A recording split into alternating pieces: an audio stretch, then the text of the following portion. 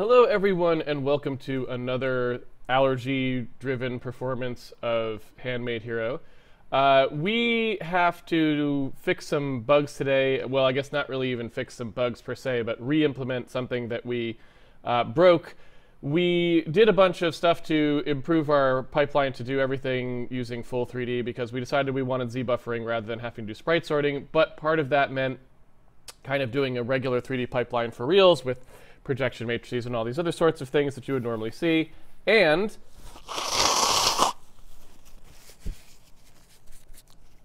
I will be blowing my nose continuously today while we fix the part of the code that used to do the debug overlay. Because although we did all the code to make the regular game code, the regular game drawing go through the full 3D pipeline correctly, we never did the code and necessary sort of conduit for the debug overlay to work in the same fashion, because the debug overlay now just basically goes through the same path as everything else, which means it's being drawn in full 3D, which is kind of nice. We can probably make use of that in various ways, but it also means we have to do stuff like make sure we have a correct orthogonal projection matrix and make sure the coordinates are lined up properly and all those other sorts of things in order to see our debug overlay again. So that's what we're going to be doing today. And if that goes really smoothly and we finish it early, which who knows if it will, debugging is always, especially if it's 3D and we don't have a 3D capture system, which we currently don't, because this system unfortunately cannot run Nsight or RenderDoc. I need to upgrade to a different machine sometime soon. Anyway, because we can't do that, this could take a while. When we actually figure out what's going on and get that all lined up correctly, then we will move on to implementing some features that we want to have that we sort of implemented before in various ways that might not have been the best ways before, depending on the circumstances. But they were basically ways of doing stuff like distance fog. We had kind of done that manually before. We can now do it in an automated way. We can also do stuff like we had previously had to do manually separating out the floor above the hero if we wanted to alpha fade that in when you went up and down, and all kinds of stuff like this. So there are a bunch of things like that that we can do. We can actually do those things in a much more procedural way now that doesn't require the code to actually do shuffling at the head end, because since we are going through a Z buffer and those things are Z-based effects, we will have the ability to do a bunch of nuts stuff there. You'll see in a second. We can kind of just lean on the GPU to do that stuff for us. All right, so let's go ahead and get started. Like I said, this will be a stream filled with mucus, just absolutely disgustingly filled with snot. And you are now living in my world. This is what happens during allergy season. And mind you, this is what happens during allergy season for me when I take allergy medication. I took a allergy pill this morning, and I took one yesterday morning too. And this is how often I have to blow my nose when I'm on allergy medication. I don't really understand why my immune system thinks it's necessary to attack little particles. Well, I guess I actually do know why, because it makes perfect sense why my immune system attacks those particles, but I wish it wouldn't. Anyway, let's get started here. Today is day 373, so you want day 372 source code if you want to follow along. And again, what we're going to look at here is just, handmade projection, or project. Let's see. All we're going to look at today is just this debug situation and see what's going on. How do we make sure that it gets lined up properly? So we've got a set camera transform call. You can see it right here. And what we were doing with this is just trying to get started setting up the proper situation for the debug coordinates and the debug font stuff to work properly. And so there's two basic things that could be going wrong here. I mean, there's obviously other ones that I might not be thinking of, but there's two that come to mind immediately that we need to sort of make sure are correct in the new system because they were completely different in the previous one.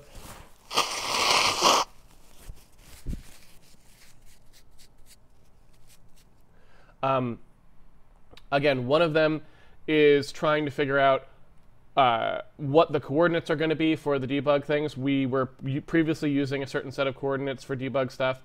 We now have to make sure that if we want to, either we change those coordinates, which I don't think we want to bother doing because they were fine before, or the more sensible route, which is what I was going to do, is just make sure that our camera transform that we set up in the 3D pipeline is set up to accept those coordinates properly and place things where they should appear on the screen relative to those coordinates in the same, so that those coordinates have the same meaning that they did back before we switched to the pipeline that we're using now. So that's thing one. Thing two is we are now going through a Z buffer. And that means there's a near and far clip plane. And we don't really know what the Z coordinates are for this stuff that we're sending down. Now, for example, the near clip plane is at 0.1. If that's the case, that means that, and in fact, that might not be what we want as well. We may want the near clip plane to be back a bit from there, because since this is orthographic, we can set the Z thing to whatever we want. Since I believe the Z coordinates, I don't actually know what we're doing for Z coordinates in here. It's been too long since we've worked with it at all, but I think the Z coordinates may always just be 0. And if that was the case, then it could be that our coordinates are already being transformed correctly. We don't know. Again, we have to verify this. And we're just getting clipped off of the near clip plane. Because if we're drawing at Z0, but the near clip plane is at 0.1, we're drawing 0.1 behind the near clip plane. Right? So if we go into the math code and we look at orthographic, now the reason we have a near clip plane is for two reasons. One is that we want to be able to not have stuff come right up into the face of the player, right? So you're supposed to kind of keep things a little bit away. So conceptually, it makes sense that we have a near clip plane in perspective. The other reason is because we need some place between which we can sandwich our Z coordinates if we want to use the fixed point Z buffer rather than a floating point Z buffer. However, if you think about it, in orthographic projection, there is no real reason for that Z coordinate to be in front of the camera. The Z could be behind the camera because the Z is arbitrary. Since everything gets projected in a sheet directly onto the screen with no foreshortening, right? In an orthographic view, you can just as easily draw stuff that's behind you as stuff that's in front of you. So the near clip plane, in an orthographic projection could be, negative, and there's no reason, there's nothing weird that would happen there. In a perspective situation, that doesn't make any sense because you can get down to the point that the user is actually standing at. Something that passes through that becomes a divide by 0 scenario, which doesn't make very much sense, right? In a lot of ways, you could see why that would be a weird singularity kind of place to be for the math. Although you could still work it out, right? Because it ends up being 0 over 0. So if you were being super fancy, I think you could still make it work, obviously. But anyway. And then when you got behind it, you're talking about things that you shouldn't be able to see because you're not looking in that direction. And so it doesn't make very much sense in a perspective world to do that. In an orthographic world, though, really, Z has no it has no meaning other than just the buffer, just the depth. So you can easily just pick negative coordinates. You can throw things at negative coordinates, at positive coordinates. It doesn't matter. It's all going to project onto the screen just flatly with no foreshortening.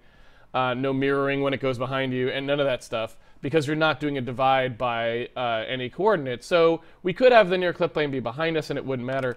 I believe we did the math such that that would have just worked. I don't think we assumed that n was positive anywhere. So I'm just going to try setting that as well, just to see if, because we are drawing at z equals 0 at the moment, I think, for the debug, and so I just want to see, yeah. So that was the only problem that we actually had, as it turns out. The problem that we had was just that our z coordinates were behind the near clip plane, so they were getting clipped out, right? That was it. Everything else was working properly, it would appear.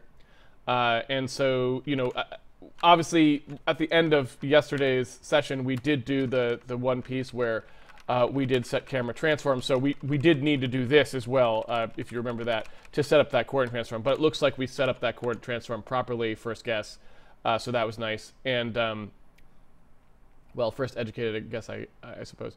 And then we had to do that clipping to prevent that from happening. Anyway, now that we've got that, though, you'll notice I'm not really able to click on it, which is not great. I don't know why that is the case, because I wouldn't have thought that we did anything differently there. So meaning the graphic stuff should not have changed that. So I'm not super sure what's going on with us not being able to do a debug click. So I got to go take a look at that.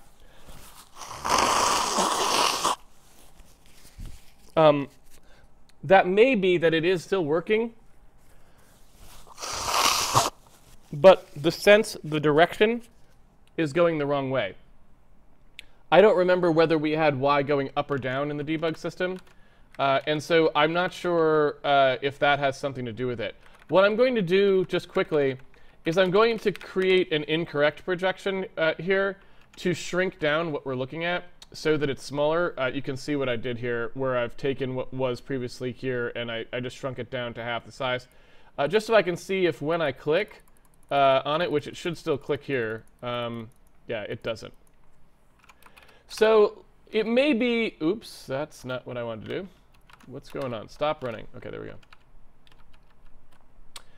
Oh, I accidentally closed forecoder. That was not what I wanted to do. It would be hard to program with no editor. All right. So if I go ahead and assume that now the problem is just that the clicking isn't working properly, I'm not sure, again, what that would be. It's been a while. But in terms of clicking, I know that we've never done the unproject stuff, if I remember correctly. So that might be what we would need to do to get that working.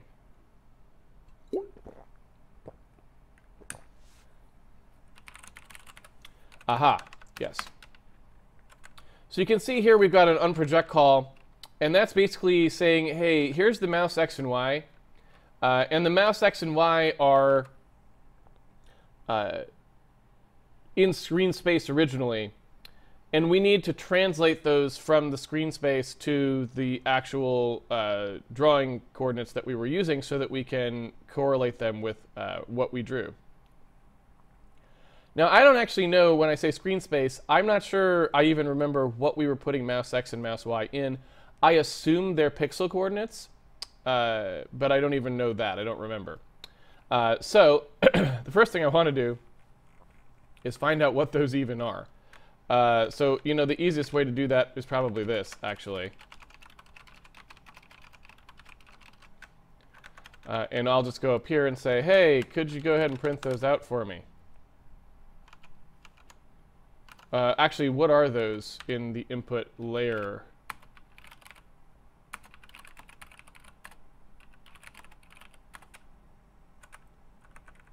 Yeah, they are R32s.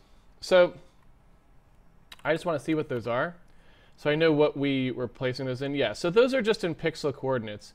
And you can see that it's ranging from 0 to 1919 here, right? And 0 to 1079 here. So it's basically just saying what pixel you're on the screen. And Y is going up, so it's harmonized with the math. So Windows is our Windows platform layer is flipping it around. Windows would not be reporting it that way. We are reporting it that way. So all I need to do there is do the complete unprojection from pixel space. So let's flip over to that. That's over in the render group stuff. You can see the unproject happening here, right? And you can see what we were doing for the unproject in this case here, right? We've got the object transform and then the pixels XY, which is what we were passing with the mouse, and so on. So here, what we need to do, and what we definitely aren't doing in any way, right, is we need to undo all of the steps that OpenGL was taking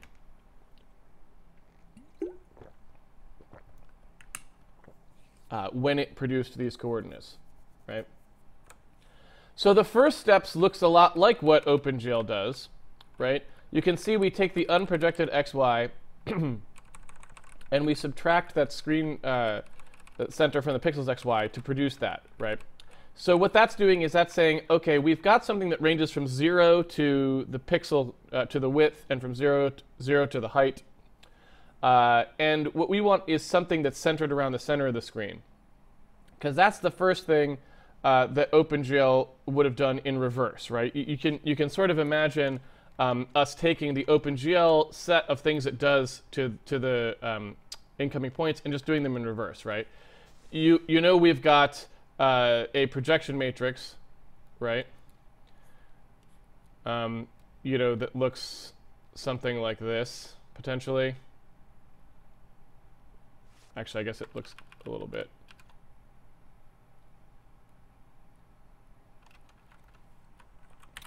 It can look one of two ways, right? Here's the perspective, and here's the orthographic versions. So, you know, we've got one looking that way, one looking that way, and one with the one there. So we've got a matrix that looks like this, where we've got some values filled in sort of a Big Dipper configuration here, a Little Dipper configuration. So we know we've got points coming in, right? X, Y, Z is coming in. We know that this is always going to be 1 during our transform. We're transforming by this shape and producing a result here, right?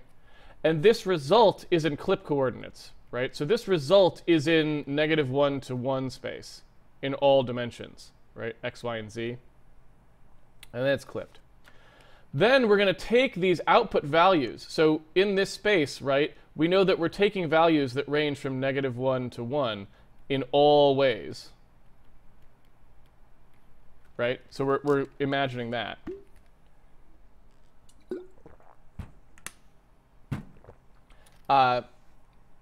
And given that information, we're having to produce actual pixel coordinates to render stuff. Like OpenGL obviously has to actually do that to fill pixels. So it's taking that and it's mapping that to the screen, right? So it's taking this and it's doing a mapping of that to the screen where, you know, the bottom is 0, 0, the top and, you know, the top corner is 1920, 1080, right? Well, one past the top corner. It's actually 1919, 1079, right?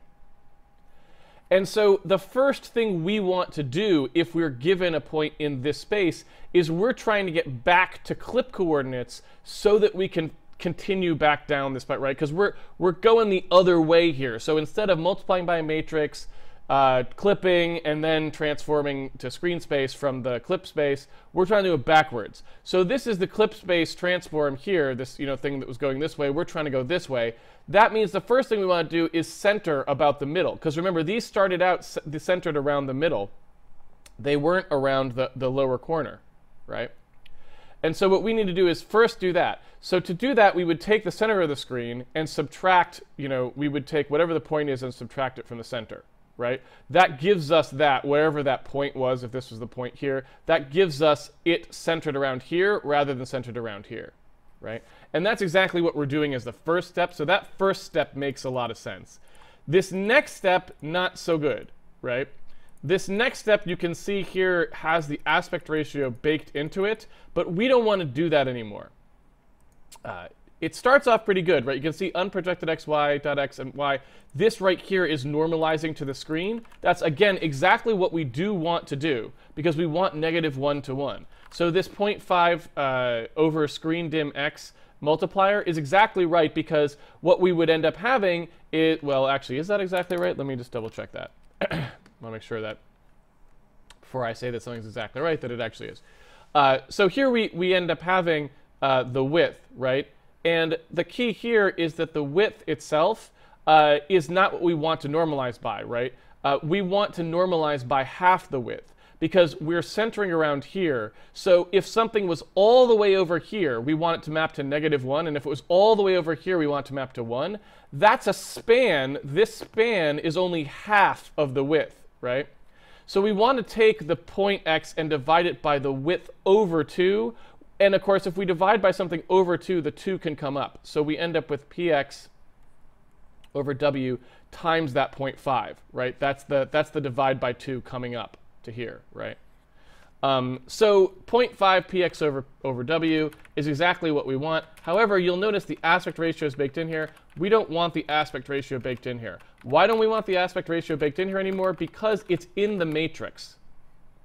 And I don't mean the one where everyone's attached to like a machine that makes them think they're in virtual reality, otherwise known as Facebook's Oculus, dreams. We're talking about the one that we set up to do our camera transform. And so what we need to do is say, well, when we do an unproject, we need to know what that camera transform is. I believe we do know what the camera transform is because we store it right here. See last proj, right? And so we have a projection matrix called last proj, which is the thing that things would be projected by. And we know that that last proj matrix is the thing that we need to use to undo whatever our transform was, right? Like that's the key. That's the crux of it, if that makes sense. Now there's going to be some fussing here. You'll see in a second. I'll show you how the fussing occurs because we're going to need something that we don't have right now, and it's going to be a little bit intricate how we get it, but it's going to be okay. Don't worry. So if we come through here and we take a look at what's going to happen there, rather than doing an if transform orthographic or any of this stuff, like this stuff is just not relevant anymore, right? Instead, what we need to do is we need to look at last proj here, and we need to make that be something that we go back through. Because if you look at what happens after we change things to the -1 to 1 space, we end up having to go in through here, through the reverse projection, right? So if you imagine this part of the process is the part that we would have to do next, this is, if this is a matrix, whatever this matrix is, right? Here's our x, here's our b. We've got something where previously we were doing a standard matrix transform. We were multiplying this matrix A by an incoming point, which we'll call x, and it was equaling b, which was the output. This we now have to reverse, right? We're now taking b, which is this right here, our clip coordinates, and we want to know what we started with, right? We're trying to say what would we have put in if we wanted to make this b be what comes out of this projection matrix. And so that's a classic linear algebra. The very first thing you learn how to do in linear algebra is solve this equation. You need to multiply both sides by A inverse, right? Which is the matrix that turns A into identity, right? Basically the cancellation matrix for A. So that this cancels out, and you get x equals A inverse B, right? So this right here is, for those of you who aren't familiar with linear algebra, and we've done it a couple times, we talked about the fact that like A inverse A equals the identity matrix. We did a bunch on that. You might want to go back in Handmade Hero and watch that part if you're uncomfortable with what that means. But basically, it's sort of like the same concept of multiplicative divide, right? It's basically saying, okay, if I have some number A, let's say that number is 5, then I could think of, in terms of multiplication, if I wanted to say A inverse A equals 1, right? Something that would turn A into the multiplicative identities, the value which makes it do nothing when multiplied, right? It does not change its value. So we want to know what is this value A inverse such that it times A would equal 1. Well, we know that A equals 5 in this case. So we would say, well, A inverse times 5 equals 1. What does A inverse equal? Well, just divide both sides by 5 to find out, and you get 1/5, right? And lo and behold, that's exactly the same thing that we would think if we took a look at this, because 1/5 times 5 does equal 1, right? The same is true of matrices. That is all we're looking for in these matrices, right? We've got a multiplication here, A times X equals B. We want to undo it, right? We want to know what would happen if we wanted to solve for X. Well, what we want to do is divide by A, right? We want to divide both sides by A. But in linear algebra, that doesn't actually exist. The division is not a thing that can happen with matrices. You can't divide by a matrix in order to cancel it like that. Instead, you have to multiply by its inverse, but that's the same conceptual operation. And so we do that to both sides, and the trick is we need to know how to invert a matrix. We need to know how to take A and get from A to A inverse in order to do this, because we have no way of doing that here. We have no way of solving this equation without that, because we used that ability to get to this equation, which does tell us the answer for x, right? And so given that that's the case, what we need to know is an inverse value, right? Whatever the opposite operation is for this matrix, we need to know what that is for our last proj, which is easier said than done. It's a fairly complicated matrix at this point. I warned you about the allergies.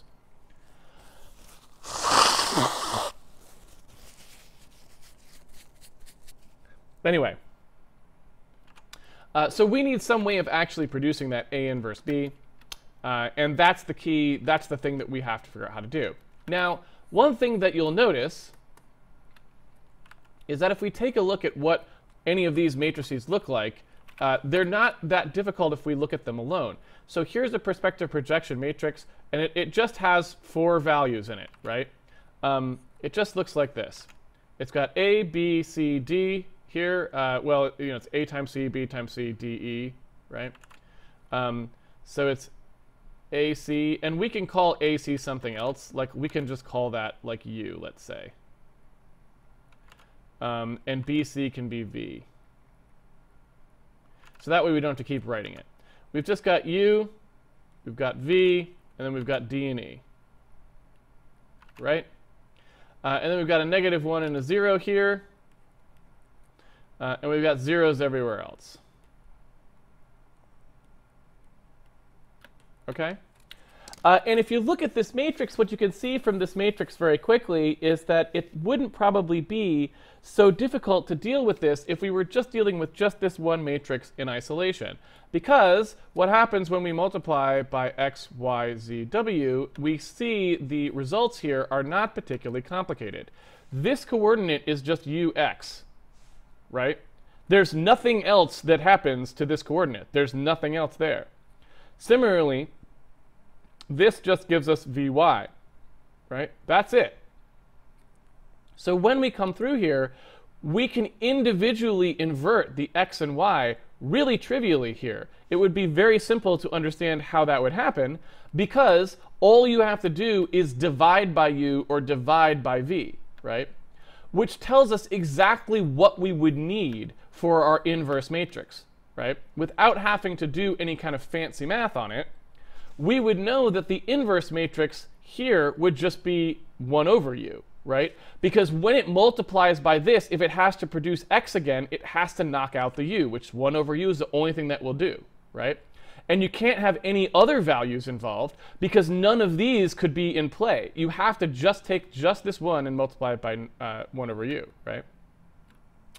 Stated alternately, you can imagine, in fact, so let's say, just to give you an example, or to give you an idea of how this works, right? X, Y, Z, W, we multiply through, you know how to do the matrix multiplication, right? X times U, Y times 0, Z times 0, W times 0. You produce UX. Now just pretend we're multiplying this vector by this matrix again, right? This new matrix we want to make. Well, we want to get our x back, and we've got ux. So what's going to happen here? Well, there's going to be 4 elements to this matrix. Let's finish them off just so we can here. 0, 0, de, so this is dy plus ez, right?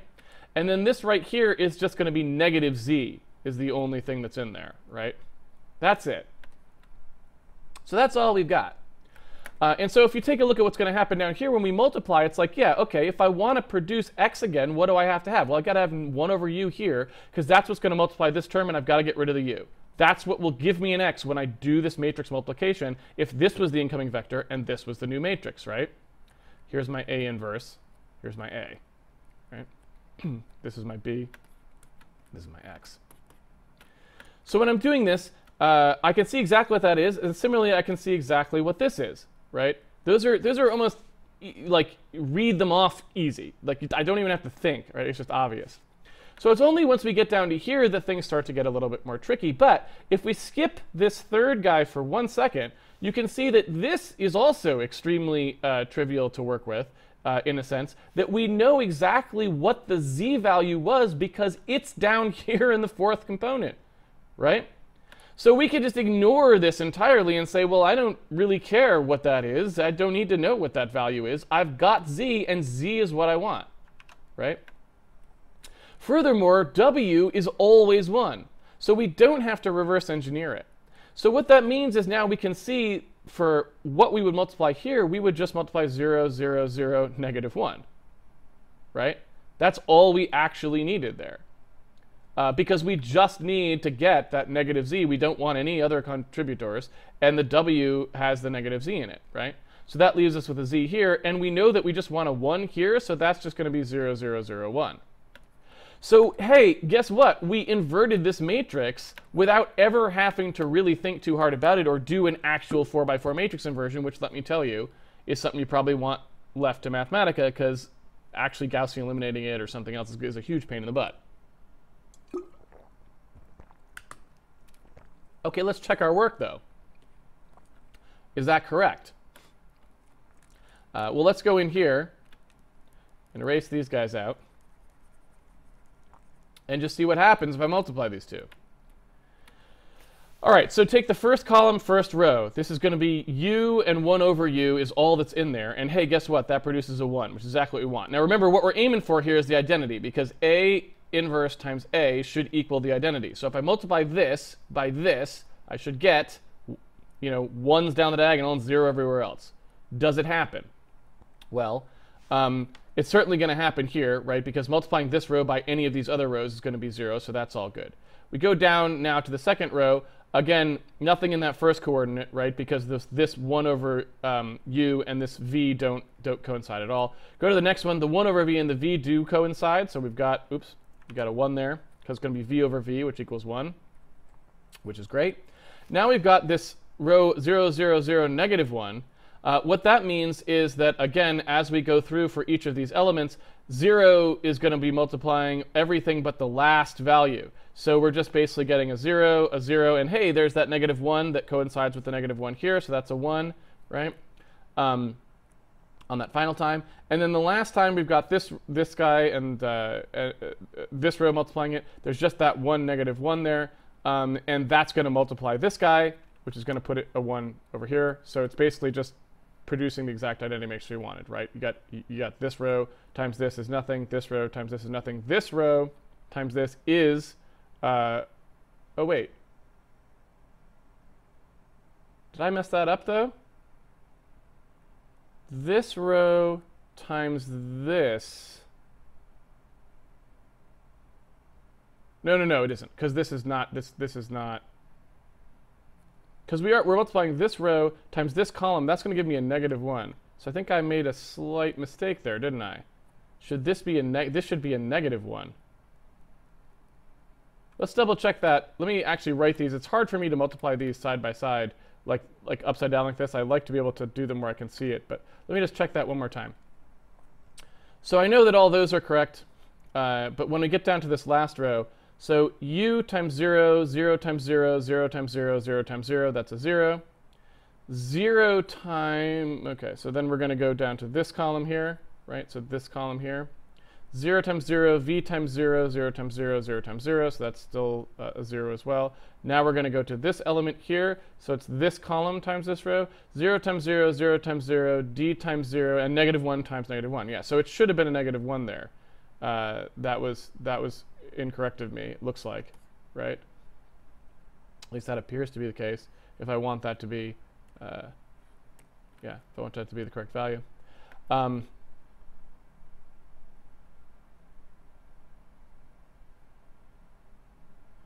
Yeah, and then the final column 0, 0, yeah. Sorry, this is just bugging me for a second here.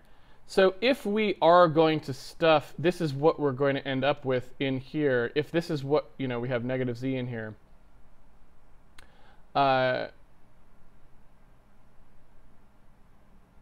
and we want to be able to get back a 1 here.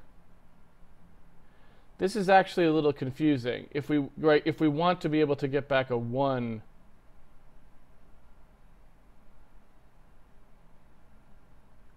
in this location, then I need something which, when multiplied by this, gives me a 1. So that's actually more complicated. I led you astray there by saying that that part was as easy as it was. That's not true. That's just a bald-faced lie. So I'm going to undo that lie right now. Here's why that was a lie. I, like in my head, sort of did a little brain fart there and said, well, okay, since the w coordinate's always 1, you can just do 0, 0, 0, 1, and I'll do it. That's not true. This is our input vector now. So I have to actually make these end up equaling 1, right? This is all I have for inputs. So if I want to get a 1 in the w, I've got to make a thing here that will actually produce that, which is harder, right? That's a harder thing to do. So you can see what that's going to have to be, right? I need to figure out a way to make some combination of these values equal 1, right? Now, there's a couple ways that I could do that, but if you look at what happens here, I can't do it with any combination of these 3 terms, right? These 2 and this one, because they share nothing in common. It's an x, a y, and a z. No way of combining these is ever going to produce that result. But because I do have a dy plus ez here, right?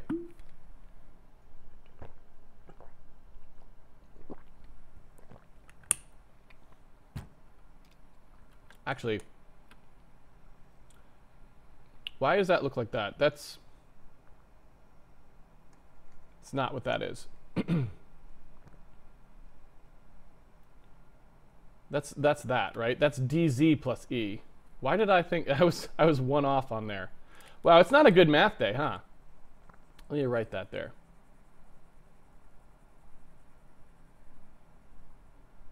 There we go. Right, 0 times x, 0 times y, d times z,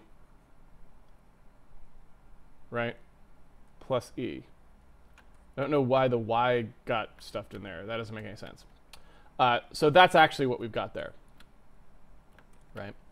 And so, yeah, if you take a look at what happens here, what I was about to say still is the same, but I just wanted to make sure that was the correct term.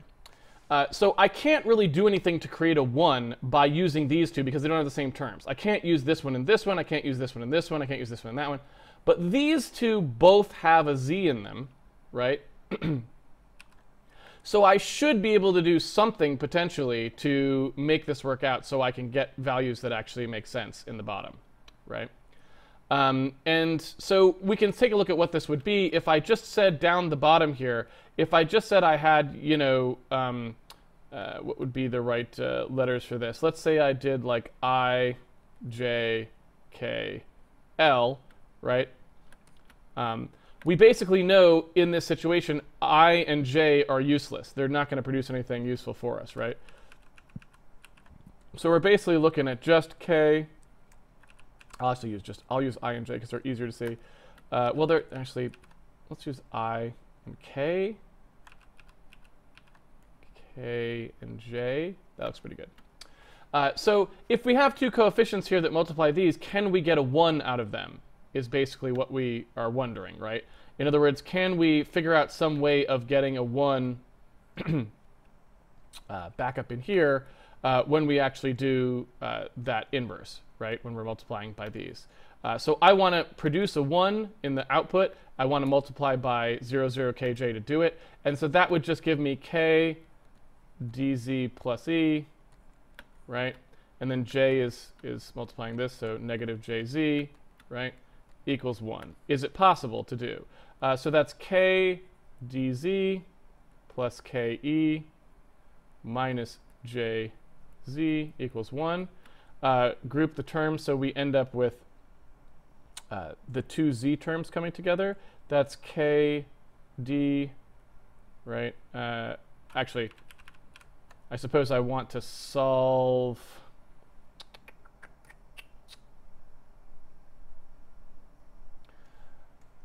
The tricky thing here is I could really... It's kind of a free variable problem, so I don't know that I really...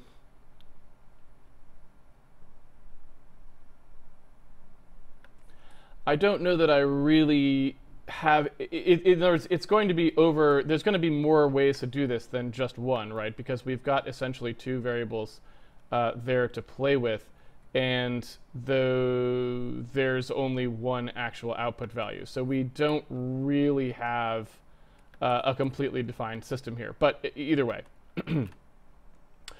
So let's go ahead and keep moving these around. So if I take a look at it like this, I should be able to just pick an arbitrary value for one of these. So what I could do is say, let's just pick 1 for z and see what happens, for example. That presumably would be one way to do it. So let's try that. So if I just said that j was equal to 1, I would have k dz plus e minus z equals 1. Excuse me. Again, these terms are well,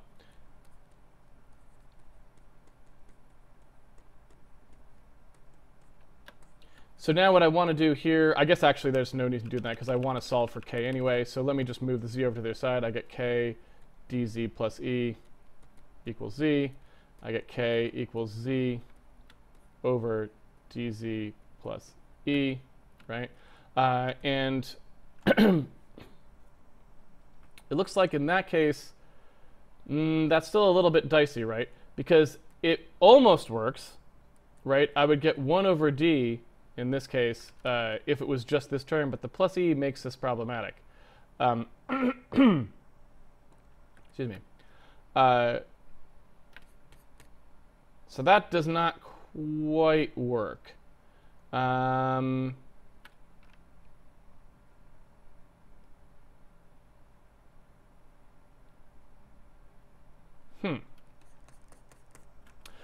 reason I say this doesn't quite work, you'll have to forgive me for having an allergy math morning.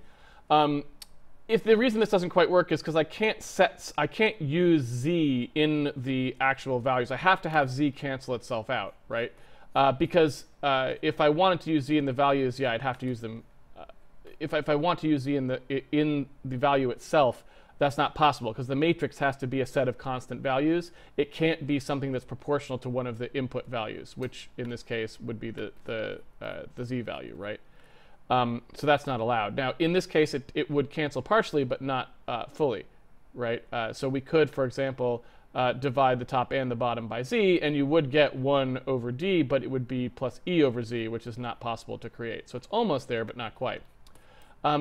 Looking at this slightly differently, what I could say is, well, okay, I know I want this matrix to come out like this, and so what I need to do is figure out what I could do matrix-wise that would make that happen. So given the fact that the matrix looks like this so far, what is something that multiplies by these values that gives me that in the end, right? And so, you know, what I would have there is I'd have these 4 equations. I know that I would have to have a 0 here and a 0 here because there can't be anything here or here, right? And then I would know that I would need to have a 0 here as well. I'm sorry, I know that I have to have a 0 here as well. So multiplying by this, I can't have anything in this location, right? Well, no, that's not true, sorry. So I would know that I would have one equation that would tell me what to do here, and it would have to work with the d and the -1. So that would be one equation I can use, right? 0 times 0 plus 0 times 0, dk minus j, right? So dk minus j has to equal 0. And then finally, I need a 1 here, so that would be 0, 0, ke, right? So just ke has to equal 1. So those two do give me a set of equations I could solve now, and that actually works quite a bit better for me. If I know ke has to equal 1, then I know that k is just 1 over e, right? Once I know that k is 1 over e, that means that d times 1 over e minus j equals 0, or j equals d over e, right? So that means my actual matrix, if this is to be believed, right, is going to be 1 over e for k,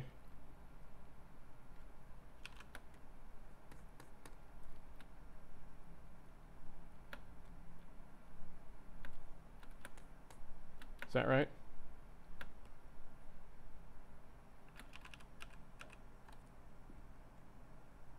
One over v for k.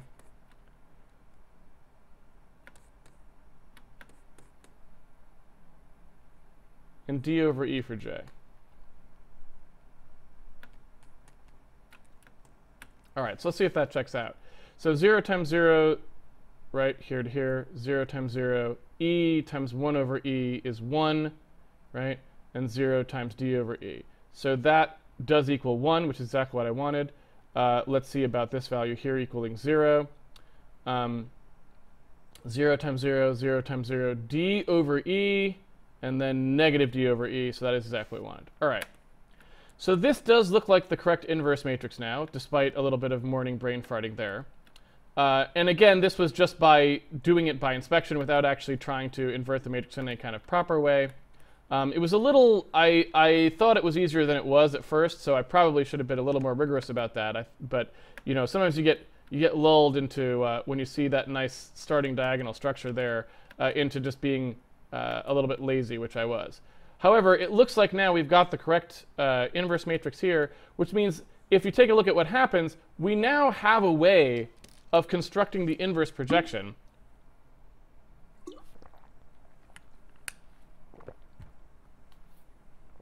without actually having to invert the matrix. But unfortunately, our projection matrix, if you look at what happens, our projection matrix is actually produced slightly differently than that. It takes the projection matrix, which, yes, does come directly from this stuff, right? But it takes that matrix and then it multiplies it by this camera matrix, right? And that camera matrix is another sort of fancy set of components, right? X, Y, Z axes and a position, right? So all that is a little bit wonky as well. So what do we do about that? Well, because remember, we have to undo the transform by this. Well, again, we can lean on linear algebra a little bit here and just take a look at what happens. So we've got a situation like this, right? Our projection matrix is a combination of two of these things, right? It's A and B. Well, if you take a look at what would happen if we have A and B times a point, right? This is what we're doing essentially. And we want to undo this. If we want to solve for P, well, we can use the same trick that I applied before. If I multiply both sides by A inverse, I would get this, right? And this A inverse A is going to cancel out. So I get A inverse P prime equals BP, right? That's all good. Keep going. Multiply both sides by B inverse. Now I have the solution to the equation I wanted. I want P, the input. I have the output, which is P prime. I know that I multiply by B inverse A inverse to get it, right? What that means is that if I have a matrix AB, which is what I have for my projection, I can compute its inverse matrix right there by inverting both of these separately and swapping the order, right? So the inverse projection matrix is actually just the B matrix inverted times the A matrix inverted, and that I could do. One, because I did invert A already. I did already invert the projection part by hand, and we know what that is, so we could build it directly.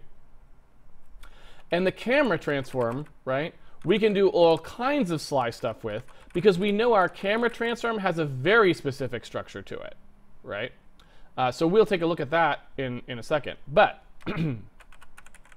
what that does mean is we want to augment, and this is something that I generally do all the time for these routines in the real world, in life, is like I typically have a thing called like, you know, M4x4 inverse or something like this. And what it has is like forward and inverse in it. And when you make a routine, you just generate both the forward matrix and the reverse matrix at the same time, right? We don't need these here anymore. So this R matrix I'm going to call F now. And we'll call this one I. I is bad because it means identity. So let's call this reverse. Not a great word for it. But I guess it just depends on your perspective.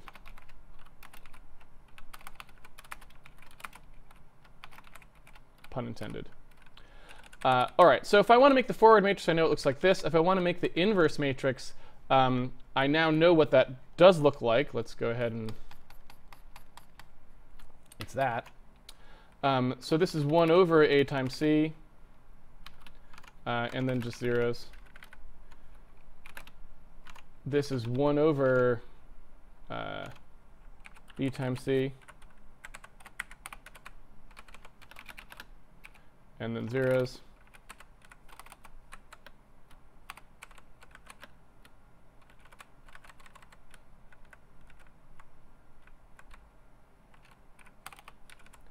There we go. And then this is all zeros and a negative.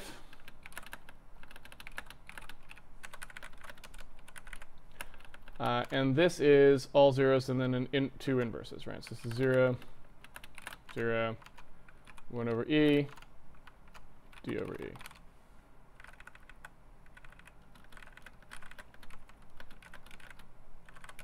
Right? So now we've got a reverse matrix here.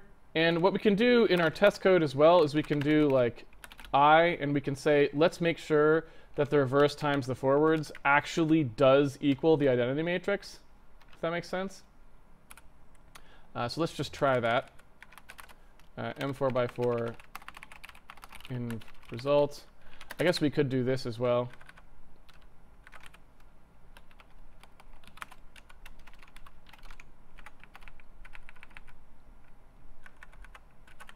In fact, I suppose I could do this.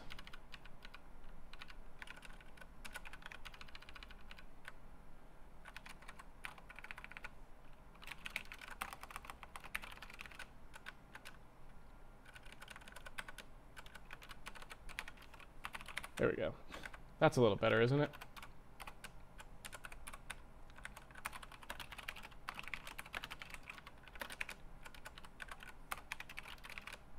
So now we've created both of these and we return that result, we get both of them back, the forward and the inverse, right? Because they're pretty cheap for it to build both of them, if that makes sense. And we can also test them here, so we can say result inverse times result dot forward. Too many initializers. It is? How is that too many initializers? This is supposed to have two matrix 4x4s in it, right? Here's the first one.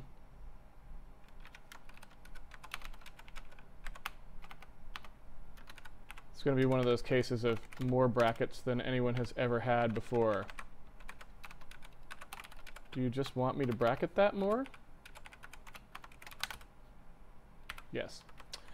So here we go, forward. And there we are. All right, and so now in perspective projection, we can just grab the forward out. We don't have to change this routine yet, but we can jump into our math now and actually test what we did, because you saw that I was having a little bit of a slow math morning there. I don't want to just dump that code in and go, I'm sure it works fine, it'll be great, because that's not probably a sane way to do things. So I'm going to go ahead and go to perspective projection. Here we go. And when we produce these two matrices, now I can take a look at the resulting matrix when I multiply them together. And again, we should expect the identity matrix. If we don't get the identity matrix, we know we messed up. Now, there it is. So we're looking good here, right? And we can test this a few times, obviously. Oops, I don't want to stop where I wasn't stopping. There we go. So you can kind of see, like, I'm just verifying that this is always going to be the identity matrix, and that's good. That's what we want. And everything's happy. And these are real values coming in here, so that's all good. Yeah. Right? So now we've built the forward and inverse matrices for that. Let's just do the one for the orthographic projection, because that's like basically the exact same matrix, right? It's going to be pretty much identical, just a little bit simpler probably. So we can do the exact same thing. So here's the orthographic projection, right? The matrix is even simpler because it's only got one off-diagonal element instead of two off-diagonal elements. It has a 1 in the final position as well. So we're talking about an even easier solution here. So let's go ahead and do it. We'll see if I can not be as much of a math klutz as I was in the previous one. So here's, I'm just going to do this one directly since hopefully everyone gets the idea by now. Oops, there's some drawing problems here. It's ABDE, so A, 0, 0, 0, B. Why am I'm having a really bad drawing time right now for some reason. 0, 0, 0, 0, D, E, 0, 0, 0, 1, boop. And now we want to multiply these together. All right, so same thing is true here. We know that this is just going to have to be an inverse A. There's no other way around that, right? So if we look at what happens here, in order to get a 1, we just have to have an inverse A. Same exact thing as before. Same thing here with B. That's going to have to be a 1 over B to get that to happen, right? Oops. And again, that these all have to multiply out the same as well. All right, so 0 over B, that's just going to give us this row, which is what, I'm sorry, 1 over B is going to give us this row. And then we move on to getting this part to work out. So now we have to have D. We would need a 1 over D here to get a 1. But we also have the E, so we need to be a little bit more careful with this one. This row with the 0, 0, 0, 1 as well, or this column here is going to be a little interesting too. But we know a couple things. So first of all, A times this row has to equal a 0 here, right? Which means that we know that the first value would have to be 0, because you're not going to get an A to cancel that from anywhere else. So we know that that has to be 0 as we come through, right? That's just a given. Furthermore, when we come through here, multiply 0, B, 0, 0, right, we would know that we have to cancel out the B. So that has to be 0 as well. And so then here we're just left with 0, 0, D, 0. Which I guess means that, yeah, if for this row as well, this would have to be a 1 over D, because there's no other coefficients. This is the only one that we can actually use. So in order to get that 1 there, we know it has to be 0, 0, 1 over D. Right? And then finally, for this one, we would have 0, 0, D. The 1 over D would multiply this guy, right? So this is going to end up being an E over D term, right here. So if we need this to equal 0, we would need to then have this multiply. We would have to subtract an E over D here, right? So this has to be a negative E over D in order to get this to come out to 0, which we need it to, right? I don't want that to read improperly, so I'm going to do negative E over D way over there. So then it's, right, you can see what happens. We get 0 times 0, 0 times 0. E times 1 over D is E over D, right? 1 times negative E over D is negative E over D. Those cancel out and become 0, which is what we want. And finally, we have all these are going to be 0 again, because we don't want the A to multiply in. We don't want the B to multiply in. We end up here with 0, 0, D times 1 over D. That's going to be a 1, right? This is a D over D here. As we come down and multiply through. Oh, wait, no, why am I saying that? We're not multiplying that row. 0, 0, 0, 0, D times something, but we don't want anything, so we just put a 0 there, never mind. and then 0 times whatever would be here, which we don't have to think about yet. And then furthermore, last row, 0 times 0, 0 times 0, 0 times e, and 1 times 1. Right?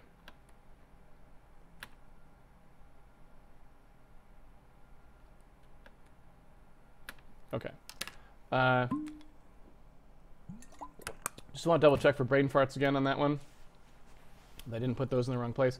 So multiplying down the row here. Okay, 1 over a times a is 1, 0, 0, 0, 0, 0, 0, 0, 0, b times b, right, that's a 1 there, 0, 0, 0, 0, 0, 0, 0, 0, 1 over d times d is d, right, which is 1. Sorry, 1 over d times d is d over d, which is 1. And then 0 times negative e over d is just 0, which is what we want. So that's good. Yes, that's all good. Then let's take a look at this one. 0 times 0, 0 times 0. E times that is 1 over, is e over d. And then 1 times negative e over d. That looks right too. All right. So I think that looks right. Let's double check because, again, slow math morning means probably making a mistake somewhere. M4 by 4 inverse. Let's take a look. Result equals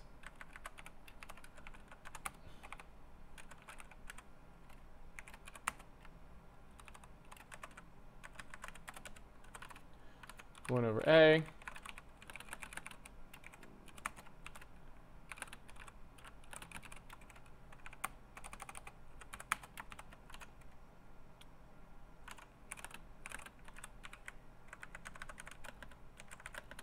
and again I'm just copying this from the math, not doing anything here, and negative e over d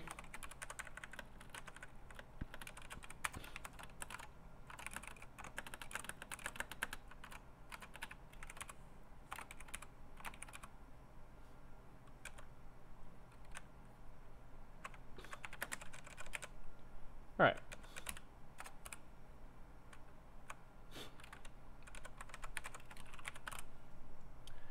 Let's see how that does. So coming into the orthographic projection here, and let's take a look. Did we get an identity or didn't we? We did. Good.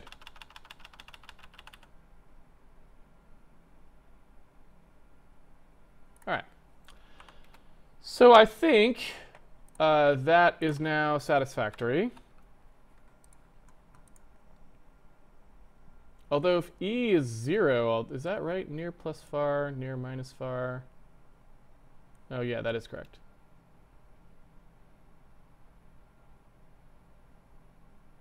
All right.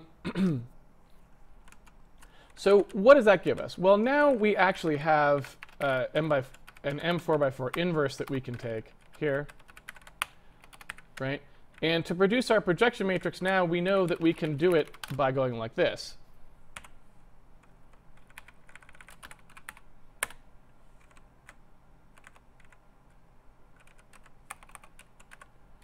I'm gonna do that. So we can create a projection matrix by using the forward transform, but now we also have the inverse transform, which means that if we wanted to make an inverse, right, so that when we do our setup we store both of them, we can actually do that by taking the reverse and just having a camera C inverse as well, right? Oops. Because remember, if we just swap the order of these two and invert them, we would get an inverse that does exactly what we want. So the question is just how do we build an inverse camera C? Because you can see here is us building the camera transform. So if we take a look inside math, here's our camera transform, right? Does that make sense? So the question is just, how do we make an inverse Canva transform? And in fact, you can imagine us doing the exact same thing here that we did before. If we could make this camera C be forward and inverse as well, then we would just say, well, camera C inverse, right? So we could have exactly the same thing that we had in all cases, right? So the question now is just, how do we make this produce a M4x4 inverse rather than just a single M4x4?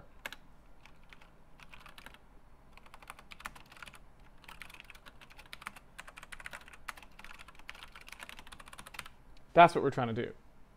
Because once we do that, then we have a complete inverse. When we have the complete inverse, we're pretty much done with our unproject, because all we had to do for our unproject is actually take those coordinates, those clip coordinates that we already had, that we reversed the screen space transform on, and push it through that matrix, and out we would get the correct unprojected value, right? So the question is, what is this matrix? We know we're making this thing here, but what is this? Well, this one becomes a lot more analytical, in the sense that you kind of got to put on your thinking cap a little bit harder than before. It's not just a bag of numbers we can just look at, right? It's a lot more complicated than that. We're talking about something where, all right, we know we've got a row here that's the x-axis, right, and then a 0. We've got a row here that's the y-axis and then a 0. A row here that's the z-axis and a 0, okay? And then we've got the position and a 1. That's what we're looking at, right, as a matrix. This is the camera matrix. Well, let's take these two in separate parts. So what did we learn from looking at the way we were inverting matrices before? What you can sort of see is that upper pieces cannot be affected by lower pieces in a way. To put this, how should I put this? So if you think of a matrix as being like this sort of a thing, right? Where like if I have a 4x4 matrix, there's a 1x1 matrix, and then a 2x2 matrix, and a 3x3 matrix, and a 4x4 matrix, right? It's like it's growing each time. Well, this 1x1 matrix here, it's got to invert exactly the way it inverts, right? There's nothing these values can do out here to really change what the inverse of that thing is going to be. And the reason for that is simply because, like, how should I put this? You could see the way this was happening up here, right? When I'm multiplying these things together, I'm going to get this row times this row to produce this value, right? And there's not a lot, I'm never going to involve anything else outside of that, right? So in some senses, I guess maybe it's wrong to say like the 1x1, but you're looking at it in slices that look like this, right? And this bottom part is now no longer involved in producing that value. So you always have this sort of way of kind of looking at the matrix, if you want to, of isolating pieces of it, and you can think about those pieces as being you can think about those pieces individually if you can identify ways in which they will not affect or other things cannot affect them. This is a really bad explanation. Let me try that one more time. So if you take a look at the structure of this matrix, right, you can see that it has this 0, 0, 0, 1 on the bottom, right? If you take a look at how that will have to interact, when I multiply this by its inverse, right? So give myself a little more room here.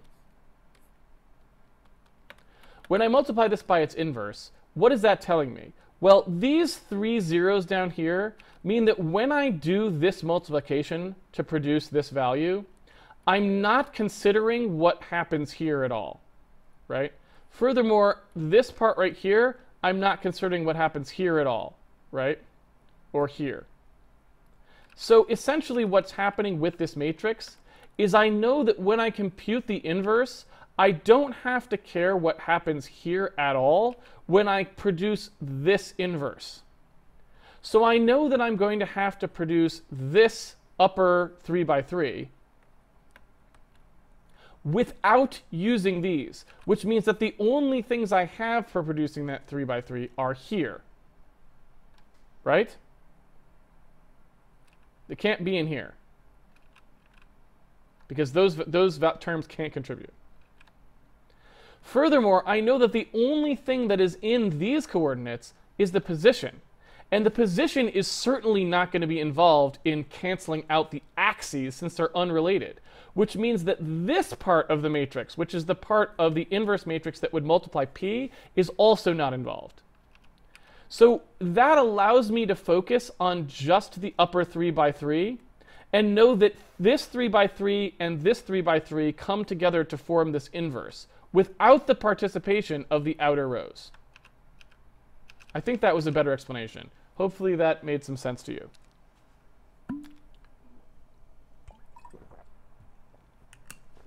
All right. So the question is, if I have an x, y, and z axis in here, oops.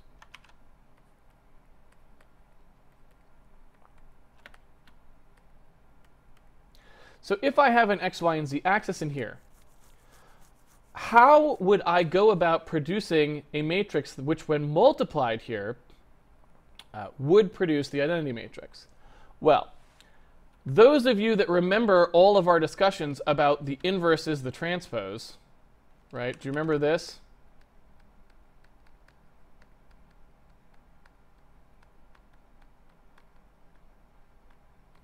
Basically, if A is an orthogonal matrix, A inverse equals A transpose. Do you remember that? Well, it just so happens that if this were an orthogonal matrix, and we know that it mostly is, right? Because if these were unit length and they're at right angles to each other, then it's orthogonal, right? That's the definition of an orthogonal coordinate system in an orthogonal matrix, is the basis vectors are at right angles to each other and are unit length. If that was the case, we would know the transpose was the inverse. Why was it? Well, we did this before. It's because if I put the transpose in here, so I flipped these around so that instead they were going by rows instead of by columns. And remember, we did this before, so this is just review. Hopefully you remember. The dot product of these, which is what we're taking here when we do the x times the x, y times y, z times z, right, of each of these vectors, the dot products here are going to equal 1 if it's the same vector and 0 if it's not. Why? Because the dot product of a vector with itself, if its unit length, is 1, right? Because remember, the dot product is a, b cosine theta, right? Remember this? A dot b equals a, b cosine theta. This is always going to be 1. This is always going to be 1 if all of our vectors are unit length. So we're just talking about cosine theta. Cosine theta for two things that are pointing exactly the same direction, which is what will happen if I multiply a vector by itself, is always 1. If they're pointing at 90 degrees to each other, it will be 0. That's just what the cosine is at 90 degrees, right? So I will get this matrix if I put these in like this, because the only time I will get a 1 is when the vectors are exactly the same vector, x times x. And anytime I do x times y, I'll get a 0 here and here. Anytime I do x times z, I'll get a 0 here and here. Anytime I do y times z, I'll get a 0 here and here. That is exactly what I want. So all I need to do to build the camera matrix is just flip these around. Unless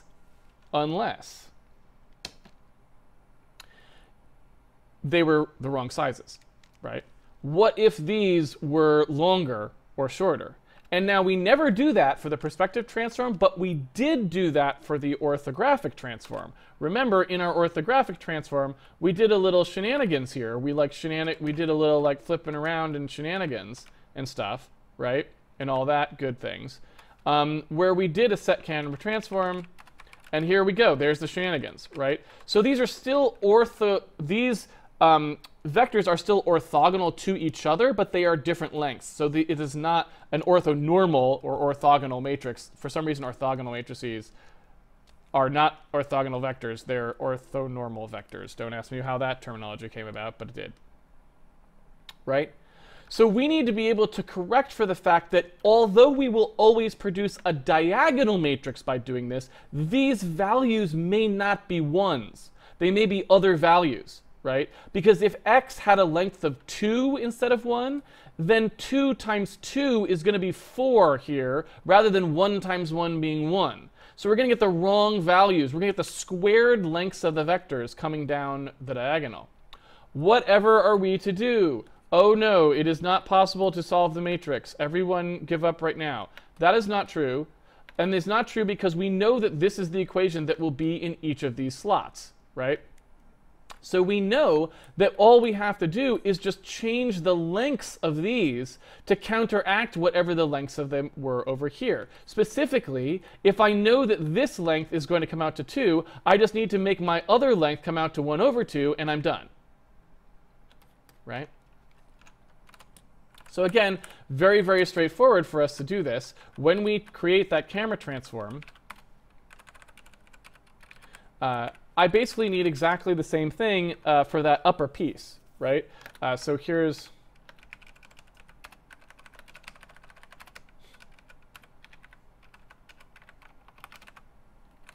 I don't know what I'll call these. Let's call this A.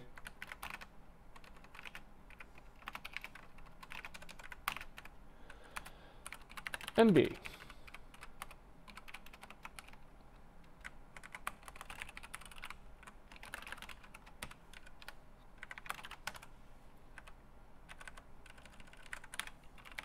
All right. Oops.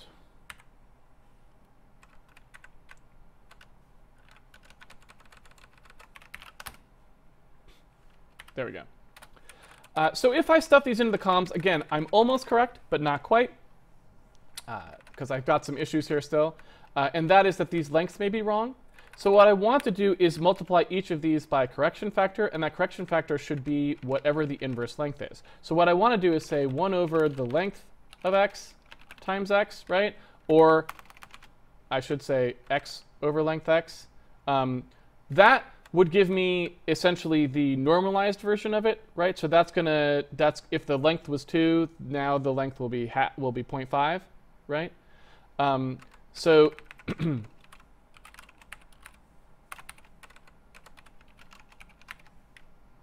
like so on. But again, because this already had that length, what that will end up doing is that will not give me the correction that I want. I'm trying to explain how I get a coefficient in here, and I think I'm just going to have to show you. All right. So if I have a vector, right? Let's say I take a vector A, right? And I know that the length of A is equal to 2, right? Then if I do A over, if I do A over length of A, and I want to know what is the length of this new vector, right? Well, that's just giving me something over 2 whose length was already 2. That's just going to give me a length of 1, right? That's not sufficient for our purposes. That's normalizing the vector to a length of 1, but I want it to be the inverse of its own length. So I need to divide by its length again. Does that make sense? So after normalization, you would go by the length again. So after you divide by the length, you divide by the length again. That's just the square of the length, right? In other words, I'm basically like dividing by the length and then dividing by the length again.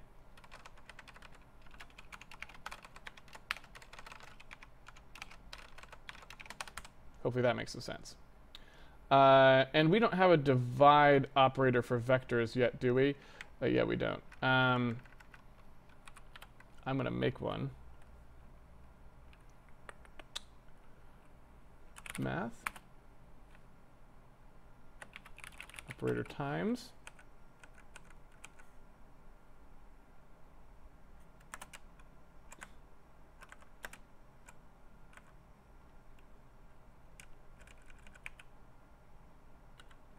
There we go. And so what I want to do here is I want to just make something that will do a divide of these two, right? And so all I'm going to do is say, hey, whenever I get a divisor, right, like something that's going to divide out, what I want to do is just say, all right, take that value and invert it, and then multiply it, right?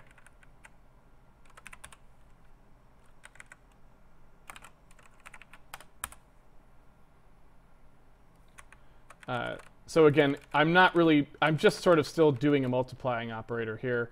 I'm just asking it to do, I'm asking it to do the inverse of the value first and then do the multiplication, because that's the same thing as division. And so we don't have to write another operator. We don't actually have to write one of these that does division, right? We just pipe it through multiplication. That is not what I want to do yet, because we don't have the test function in there yet. Okay. So that is the first step.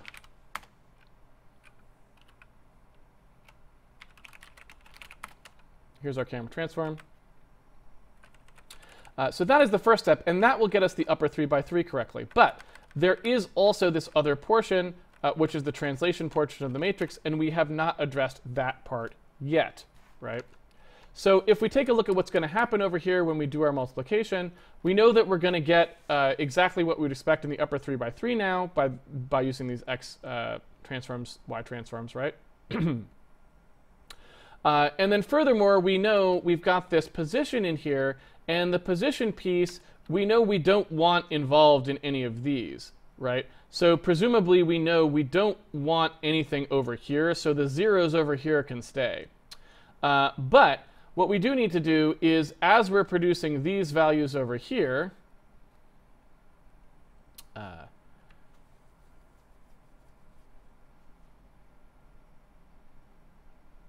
yes.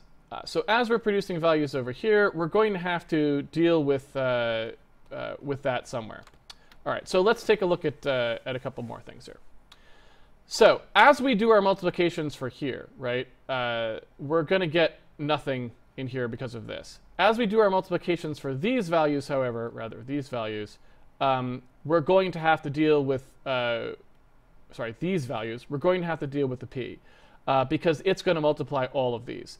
So basically what happens here is we get p transpose x, right? We're going to get p times the x that we put in here. We're going to have p transpose x, right? In here. And we don't want that. We want a 0 here, right? So that p transpose x, and then we have to put something in here, right, into these values that's going to solve that problem for us, basically. So whatever we get in here has to fix the p transpose x problem. We need to get negative p transpose x in here, right? And actually, that's literally what we want. Since we know that the first terms have to produce this matrix, we know that these are non-negotiable. So we know we're going to produce a p transpose x up here. So what we need to do is put something in here which, when multiplied by this one value right here, will produce a negative p transpose x to cancel it out. Same here, this has to be negative p transpose y, negative p transpose z. Now remember, it's not the actual x-axis from the original, it's the modified x-axis. So we actually need to take that one that we've produced that's in the column already and transpose, take the dot product of it with p and put those negatives in there, right? Because that's the only thing that's going to eliminate it. Once we come down through here to do these, I think we're basically all done. There's nothing else we really need to do. So the bottom can stay 0, 0, 0, 1. So it's just these values that need to get modified. All right. So let's go ahead and make these actual vectors. So this is like, I'm just going to call it ix, iy, iz for now.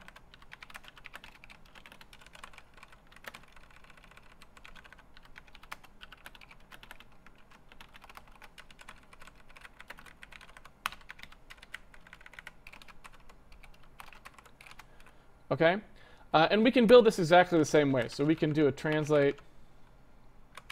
I assume translate just stuffs that in. Yeah, it does. So we can do a translate on this. And this is not the most efficient way to build this. We probably could make a much more efficient way to build this. But so we can go ahead and do a translate on this. And what we need to do the translate is just make that special vector, right? So this is the IP vector.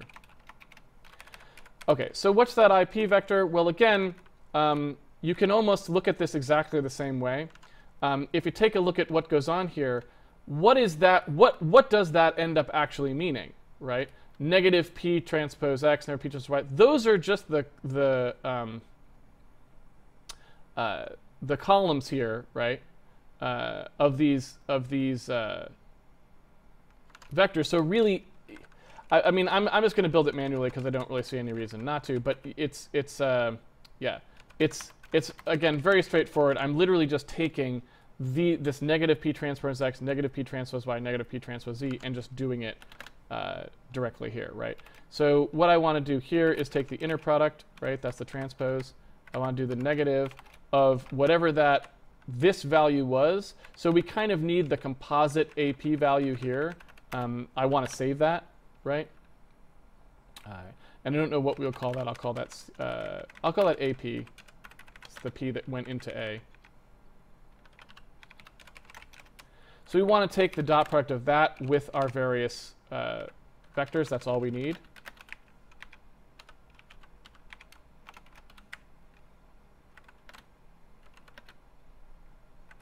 And since each of those is negative, I'll just skip that and do it like this, right? And that should give us what we need. Now we've got our inverted our inverse components. We've got the three axes corrected for length, so they don't have to be length 1 and it'll still work. We then have our IP values, which is just to correct for those off components. And that should be basically everything that we need. Now we can test this exactly the way that we tested the other one.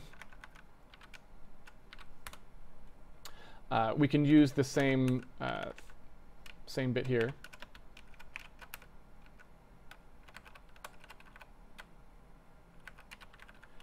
And what I could do here is I think we have a there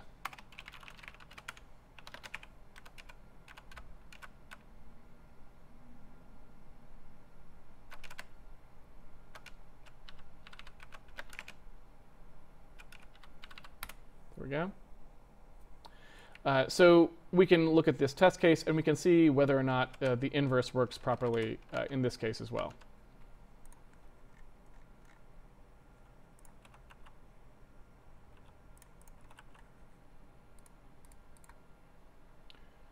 So looks pretty good. You can see we've got a little tiny values on the off diagonal here. That's understandable. Like, this is not infinite precision. So those are actually pretty reasonable values. You can see they're very, very tiny there. However, that's not good. So we do have a bug. You can see we've got a bug there.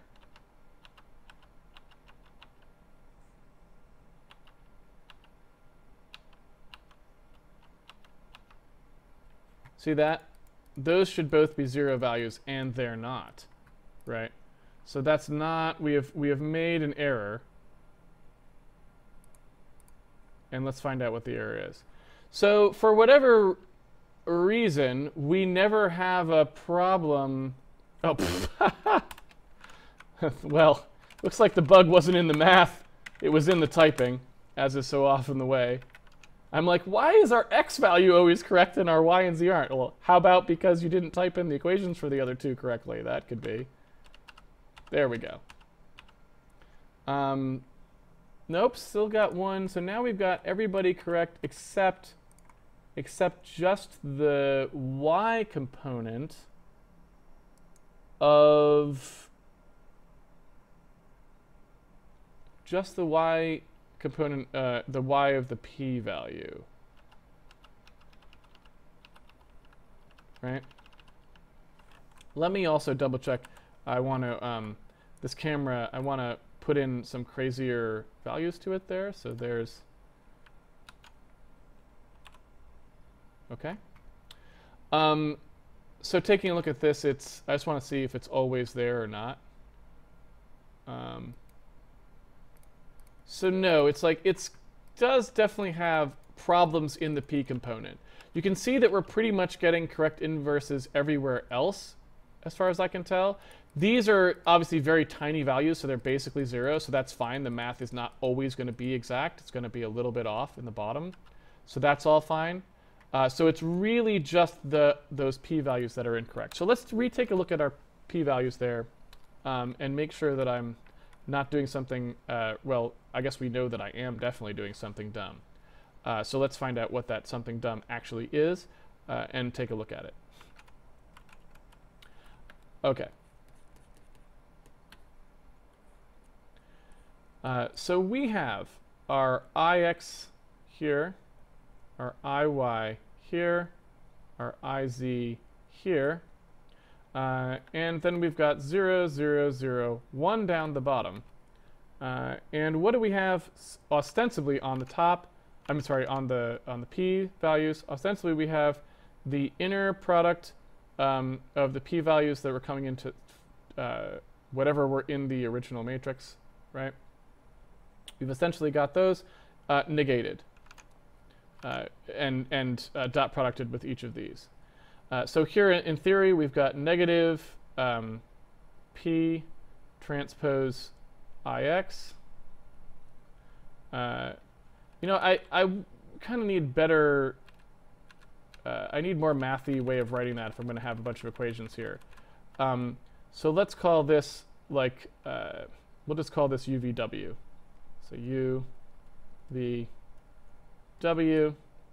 0, 0, 0, 1, like so. And then here we are putting in negative P transpose U, negative P transpose V, negative P transpose W, right? And our incoming matrix is the x-axis down here, the 0, y, the 0, z with a 0, and p with a 1. Yes? Okay. And what do we end up with? Well, x dot u is 1 by definition. In fact, we already know that we've got this working properly. We tested it, so that's all correct. Obviously, these are all going to be zeros down here, and this is going to be 1 here. And we know that that's all true from testing. So our problem is this up here. So let's see what the problem actually is.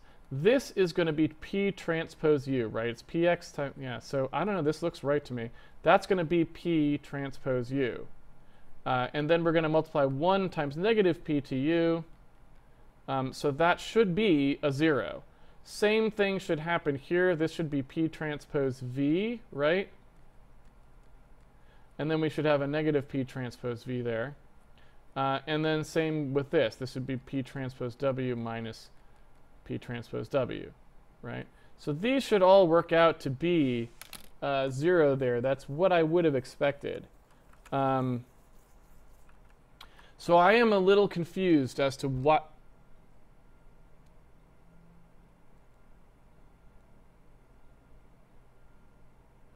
Oh, no! No. This is a camera transform. It's already inverted. I was building in. I was total. Yeah. Wow. It's been a bad math morning.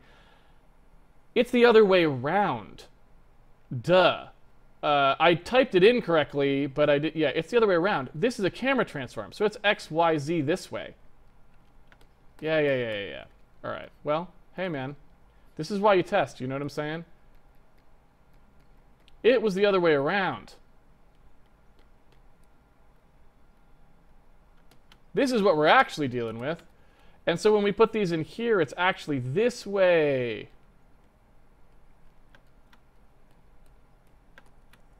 Okay. Now it makes much more sense why we're getting the wrong result.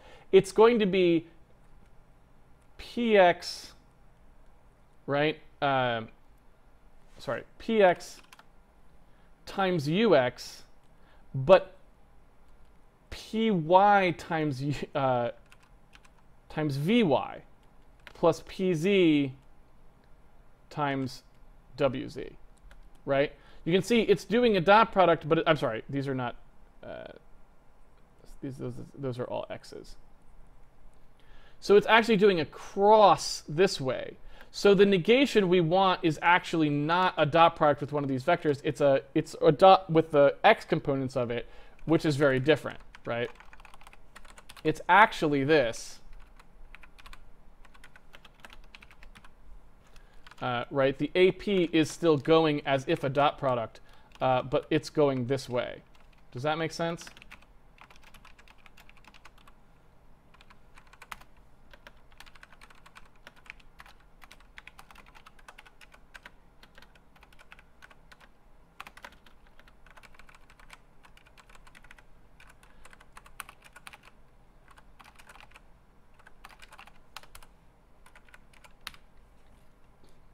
So that is what we actually need to do, because we need to take the dot products across this way, because again, not I was thinking of it as built. For some reason in my head I was thinking, oh, we're building the opposite of an object transform. We're not. This is a camera transform, so we're stuffing the rows. The input values that we get are going into the rows of the source matrix. But yeah, simple enough fix, and you can see now we're rock solid on that. Only very tiny values on the off diagonal, and everything else is fine. Let's double check with some fancier matrices here. There we go.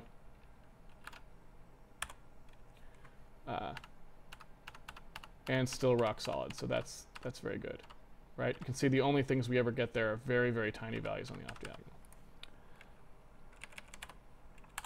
All right. Whew, a lot of math this morning. I wasn't awake enough for it, as is the case may be, but it worked out quite well in the end, so I'm happy with that. Math is always fine if it makes if it works out cleanly in the end. All right, so back to where we were before.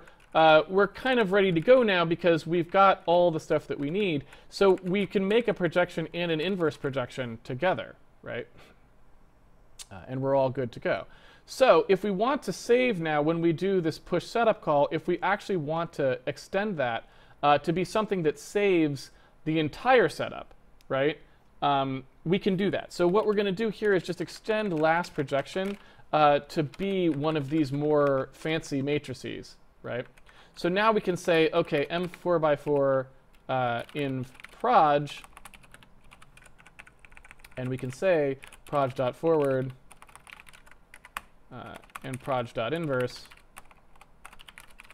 We get both of those, and now we just pass that along, right? And so then our push setup call just needs to remember that. And then everyone else has to abide by it, right?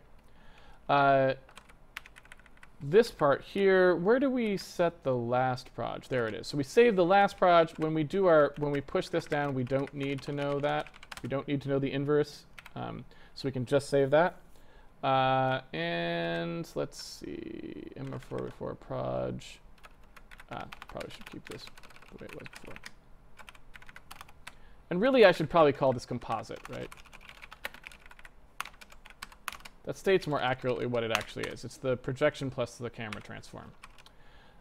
So that's about it. Let's see here. This is the identity matrix, and so really that's just 4x4 in I, and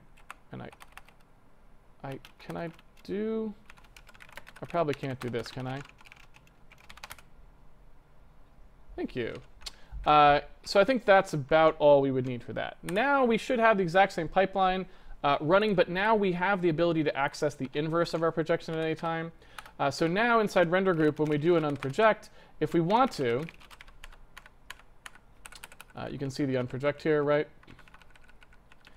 If we want to, once we adjust back to screen space, all we need to know is what the z value actually is that we're working with here, which we do have, right?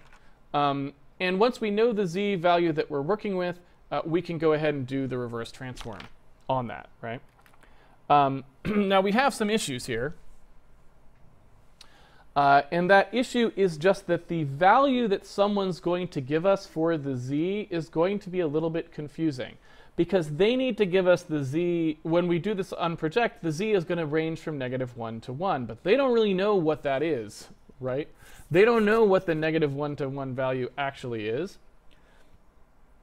because they're used to thinking of the z as just being a distance from the camera. But here it's already been transformed into clip space, right? So it's kind of confusing.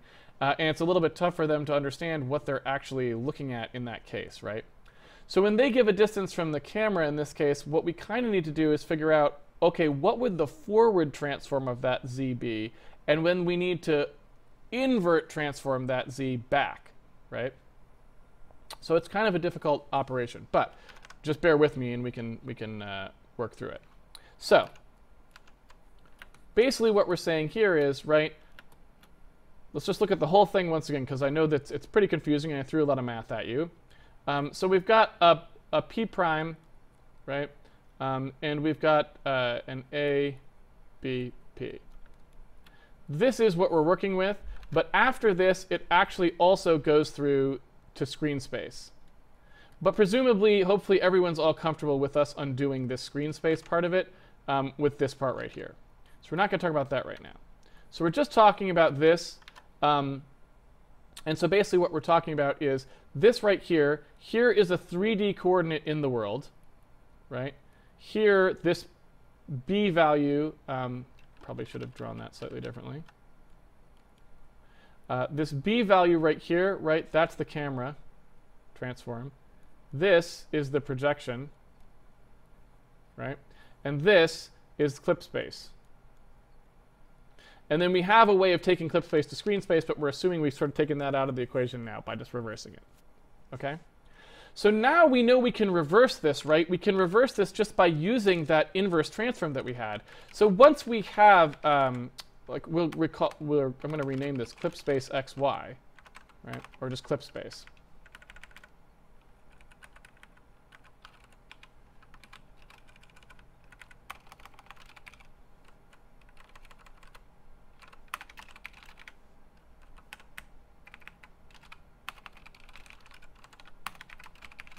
Right?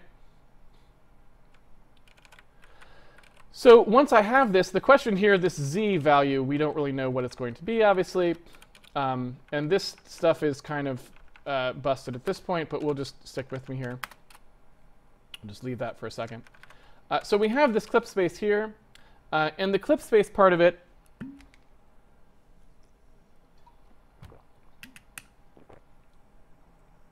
if we actually had the Z value set correctly, which we don't yet, but if we did, then we would know that the world space version, right, would just be whatever that inverse matrix was times the clip coordinates, right?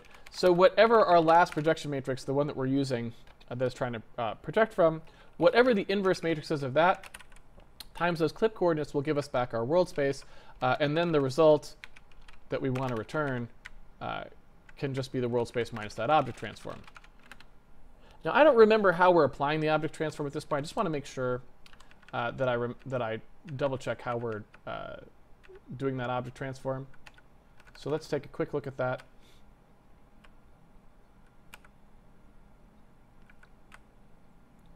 Here's the push bitmap call.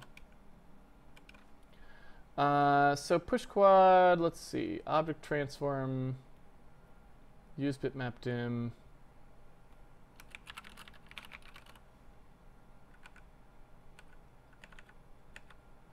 So it looks like the object transform doesn't have an offset in it anymore. Let me double check that. Because where's that offset P getting applied?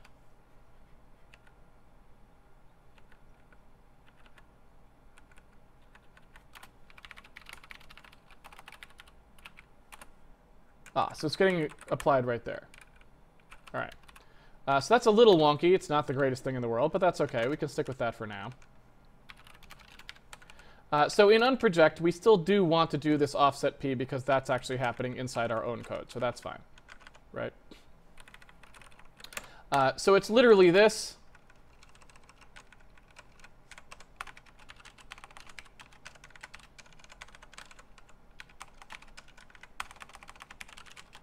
Right? We compute the world coordinates by inverting the transform that we were doing on everything. We then compute the object coordinates by subtracting away the offset P, which is the thing that they had told us to apply to it before, right? And that's it. So all we really need here in order to complete this, in theory anyway, if we've done all of our work correctly, and there are a lot of moving parts here, so maybe we made a mistake somewhere, but in general, all we would need, in theory, is to know what the Z coordinate actually is that they're trying to unproject. Now, why do they need to know that, right? In orthographic, they don't, because the Z value is going to be ignored. So in terms of our debug picking for just the system that we're looking at right now, which is the, clicking on the UI, it actually won't matter. We could set the Z to anything and it wouldn't matter. And the reason that we could set it to anything and it wouldn't matter is because the matrix doesn't use the Z, right? It's an orthographic projection. But if we wanted to do stuff eventually, and I think we do, because we'd want to restore this functionality as well, where no matter how you were looking at this world, if you wanted to be able to click on individual entities and get, hit test them, right? Basically, like figure out what you were clicking on, we would still need to be able to figure out distance-based stuff, right? We would need to know, like, oh, if I'm clicking here, I need to have some way of inverting like a distance as well, right? In the perspective sense. So we need a way of being able to pass some z value down as well, or at least get something back which allows us to work with that z, if that makes sense. So we need to do something here. And presumably the person doesn't want to, the person wants to be able to specify something that is in something they understand. They don't want to specify clip coordinates because they have no idea what that means, right? When they say unproject, they're going to be thinking, oh, if you want a z value, I'm looking at the screen, I've got a point on the screen. I just want to pass a world space distance that's how far away from the camera I'm imagining that point to be, or whatever, right? They want something in that space. They don't want something in clip space, which is -1 to 1, and they don't know what that is, right? The person calling this function is not going to have any idea what that value should be. So we need a like z distance here, and it's that's world z world distance or something like this, right? So what we need to do first before we do the unproject is turn that world distance z into an actual clip space z value based on the current camera's location, right? And fortunately for us, we do have a fairly easy way of doing that, right? What we could do is say, well, okay, if you're talking about a world distance from the camera, I could construct a vector that's just our like probe point, right? Which is going to be the world distance z at the center of the screen. I could then transform that out, right? I could do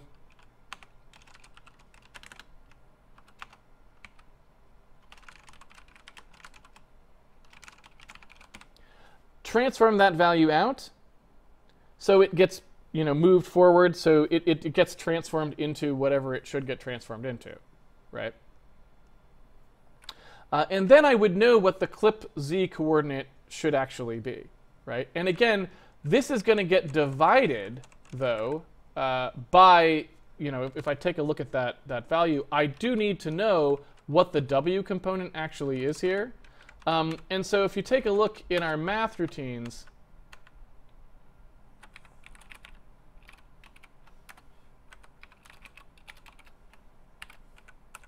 did we do an M4x4? We definitely did, right? Here. So you can see when we do multiplication here, we do an M4x4 multiplication.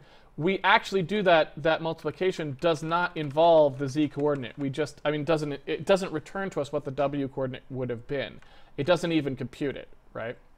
But we actually do want that to be the case. So we actually do want a transform here, right? We want a transform that does all of those. And what we could do is we could say, well, we could extend this to take a v4, right? And if we extended this to take a v4, then we would just be able to do a v4p. Let's go ahead and put that in there, right? And we know exactly what this would be because it's pretty rote, right?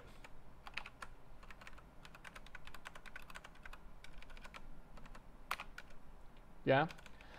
So then when we do an operator 3, if we have a v3 that returns a v3, like in this case here, what we can do is just do a v4 that extends the p and then takes the x, y, z of the result, right? And that works. That is true. There we go. Right? So, continuing on, when we take a look at what happens here, right? So what we want to do is make this actually be a probe z that actually is a full v4. When we get the v4 back, we would just do f32, clip z. We can just create that clip z coordinate now by doing exactly what OpenGL would have done. It would have done this transform, and then it would have divided by the w coordinate, right? So whatever probe z's z coordinate was, it would get divided by probe z's w coordinate, and that would be the clip z. That clip z is then what we could pass directly in here and say, here's what the clip coordinate, here's what the z coordinate is at this point on the screen, as far as it being that far away from the camera, it does the inversion, and then we're done, right? Now, we do have a situation here. Let's see. So, probe Z, there we go. We do have a situation here where we're going to have to actually make the operator for that, but that's pretty easy, right? It's just extending what we already had to not do any of that dance, right? And then everything else is fine. All right, so now when we're passing these coordinates, we need to think about something a little bit different here. You can see that we were fussing with the distance from camera nonsense here. We want to get rid of that now and actually use this directly, because now our stuff is all supporting it properly. So we can just pass that world distance Z. I'm going to call that world distance from camera Z, just to be really explicit about it.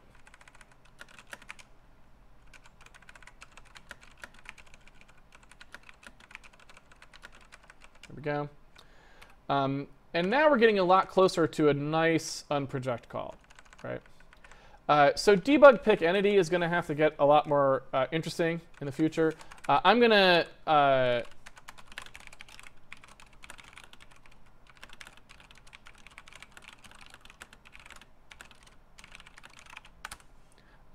talk about that in a second, although I don't know that we're going to do anything in particular with it.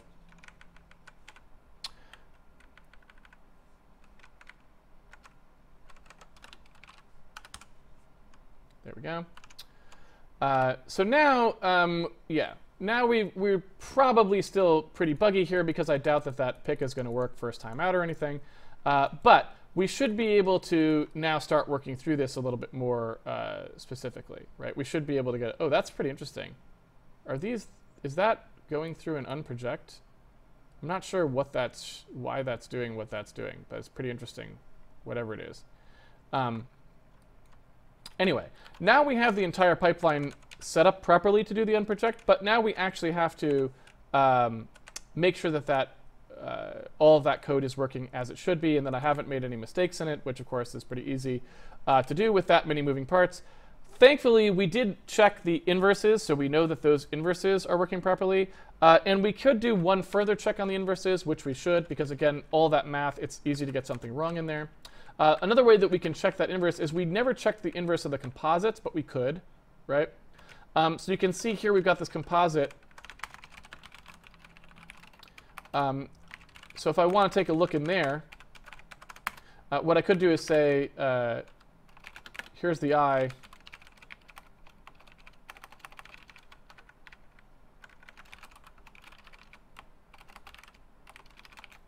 Make sure the combination of these is also correct, right? So let me just check that one real quickly before we get down to the other nitty-gritty of the debugging.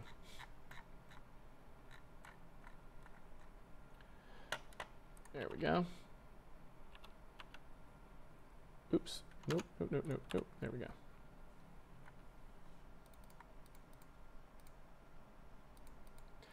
So there's that matrix, and again you can see nice diagonal ones there.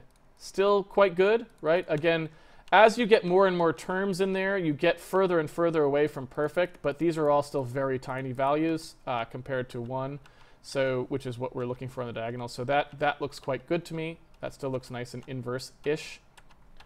So that all seems pretty good. I'm pretty happy with that. So let's take a look at that unproject now real quickly. We might not have time to finish that today because we're almost out of time. But let's just take a look at the, well, I guess I can just do this.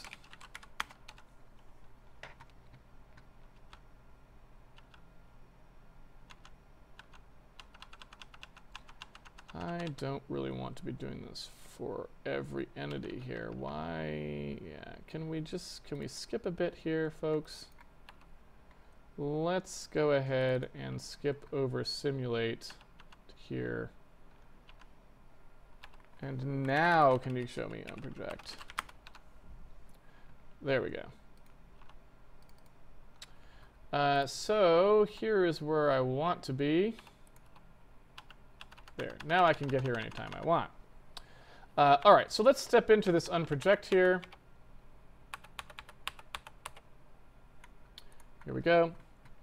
And so this unproject, again, I don't know that we really, yeah, we're not really accounting for the object transform scale in here either. So this actually needs to get a little bit fancier potentially as well, but we can ignore that for now.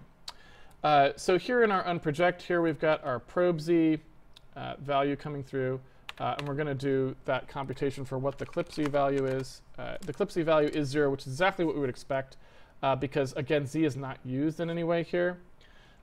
So let's take a look at what our clip space XY comes out to be. Oops.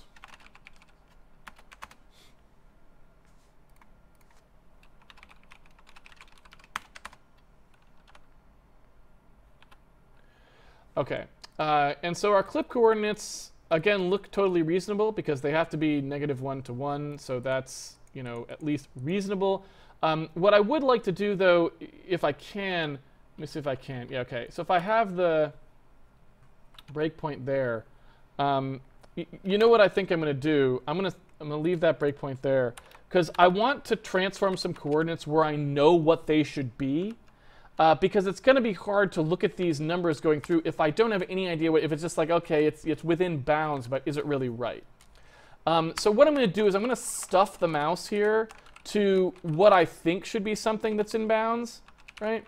So I'm going to say that the mouse X has to be 0, and the mouse Y has to be 1079, right?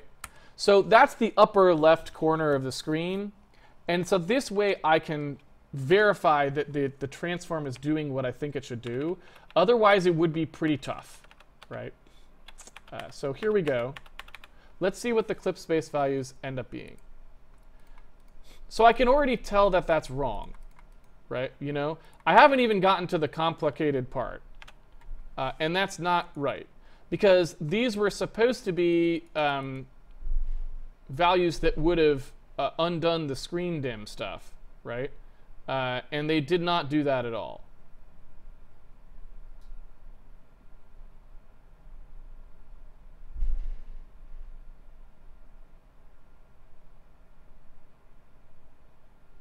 Right? So that's just wrong. So we're off to a good start in a debugging sense, not off to a good start in a programming sense. And so let's go ahead and fix that. So when we take a look here at what happens, oh,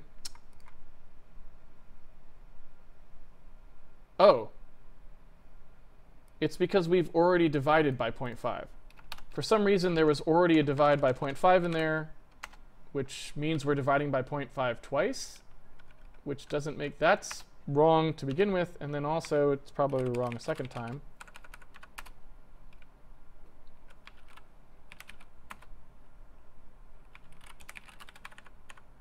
There we go.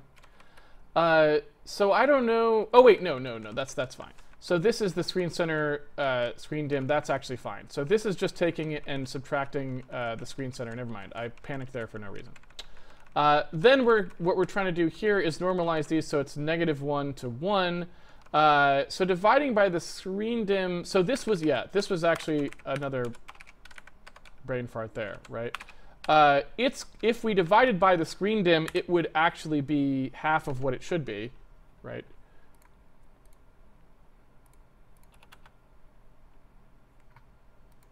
That's what we would have expected, because I mussed that up, right?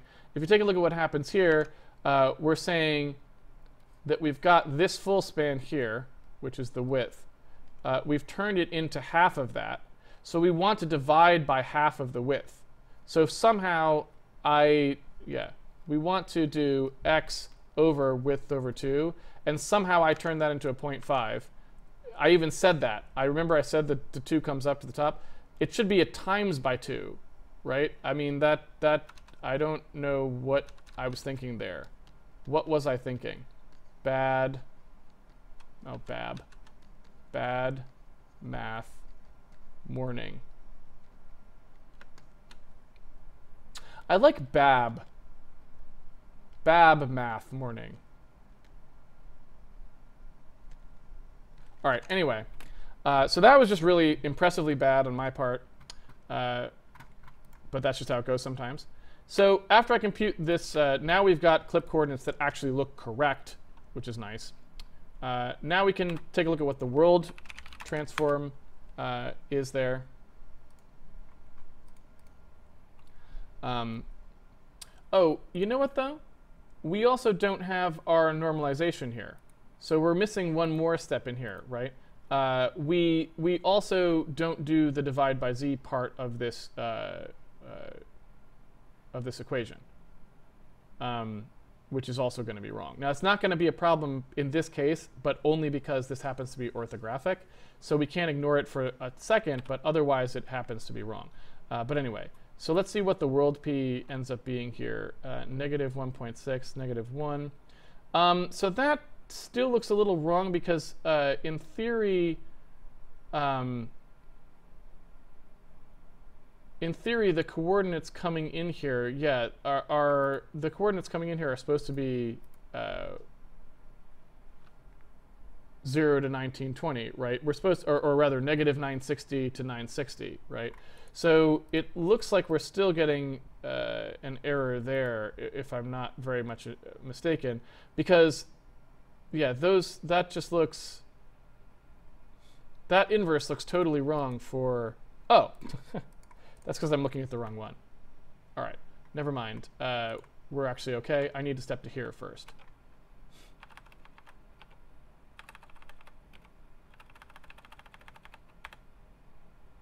There we go. So that looks like the correct coordinates now. I panicked again there for a second. Let's see. There we go. So now we're getting a little bit better, although I still don't know because we're not actually passing the mouse coordinates yet. Let's take a look. There we go. Oops. All right, so now that's working properly again. Although it looks like our clipping is not. So we do have one more bug there.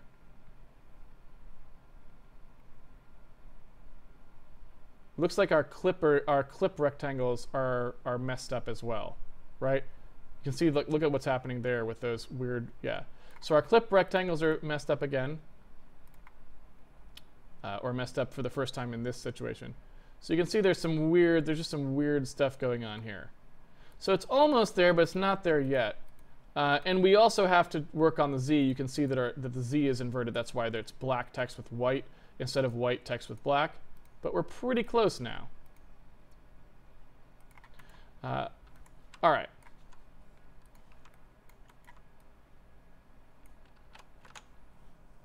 Okay, so that's getting closer. I'm going to go ahead and go to the to-do list here. This is what's happening at the moment. So that worked.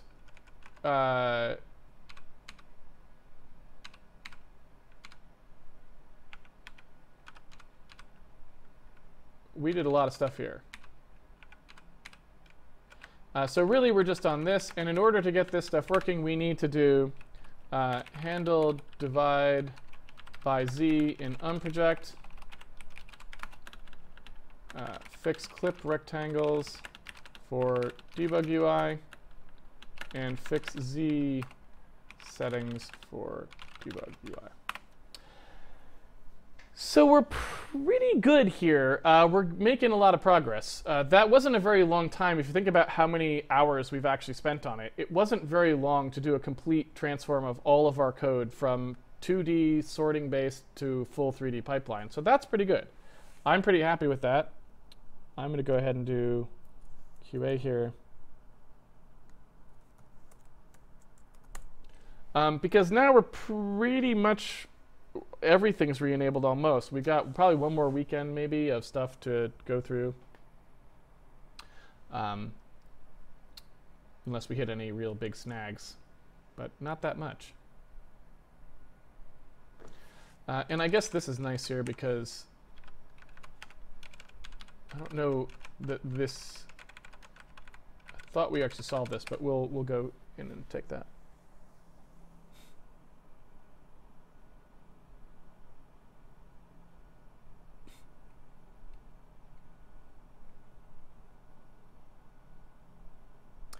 Miblo, am I right in thinking that today's work has had the cool and not immediately expected side effect of beginning to level up the debug camera in terms of mouse picking or of entities, or did the debug camera have that before anyway? So the debug camera may not have had that before. I don't remember. That's a good question. Before picking of entities was only done in 2D, and now we would have to do it in 3D, but that's fine. Right? So I guess what I would say is it would definitely be leveling up to the fact that it could do rotated picking of entities at some point if we choose to re-enable that. But right now we're not doing it because in order to do 3D picking of entities, what you have to do, right, is if you imagine you're looking out at the world and there's entities out there, you need to create a ray, and then you need to do a ray intersection test to see what you hit when you go out in that direction, right? And so it's a more complicated thing, very different from what we were doing with the 2D case.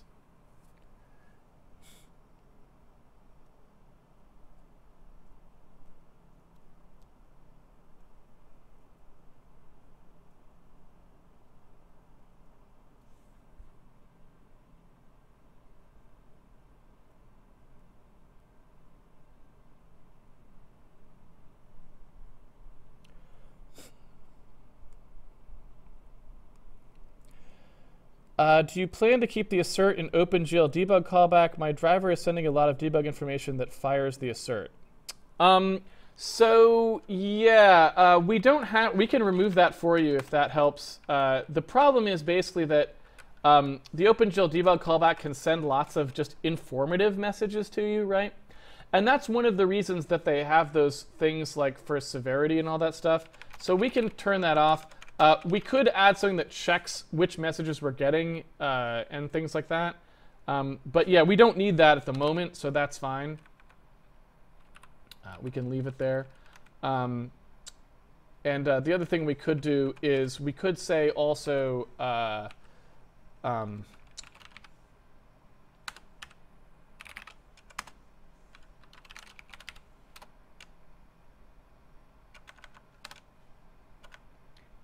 when we have that procedure, we get a severity value, and we could just check to make sure that we're only going to assert on things that are actually relatively severe, right?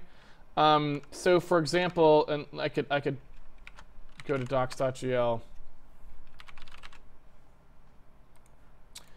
and just take a look at this here. So that severity value here, I don't know if it's documented.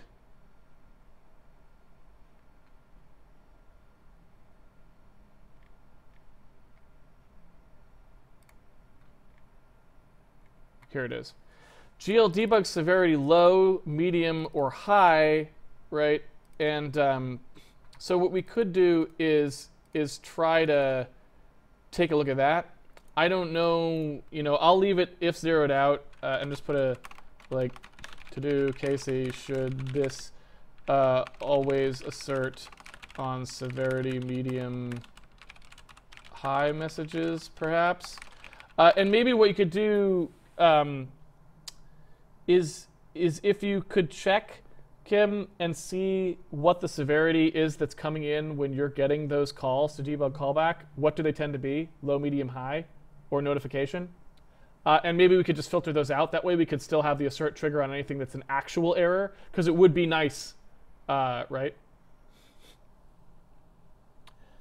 Lucid Frost, why do you think it is not popular to do X-forward coordinate systems? John Blow was talking about it yesterday, and it seems like a good idea, at least in terms of rotations.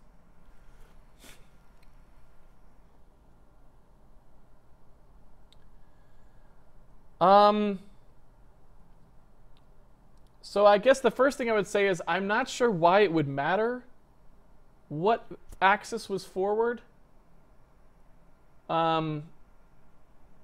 Is there some reason, what's the benefit of having X be forward as opposed to anything else being... Yeah, I guess I don't understand why it would matter.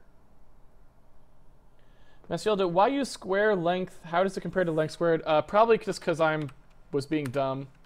Length squared is probably better, actually.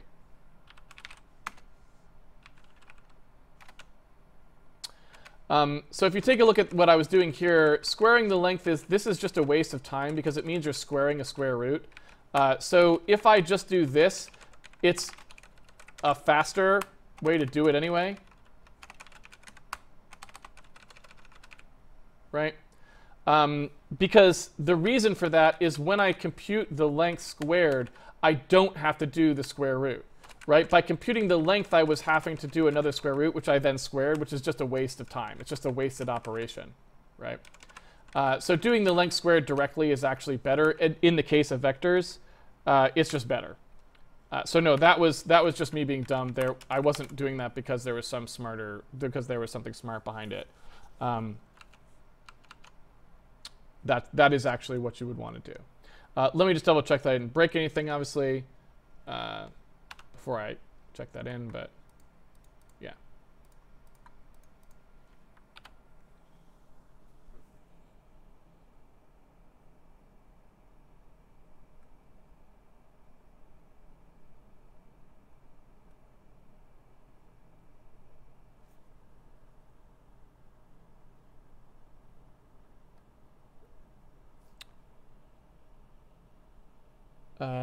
Where were we?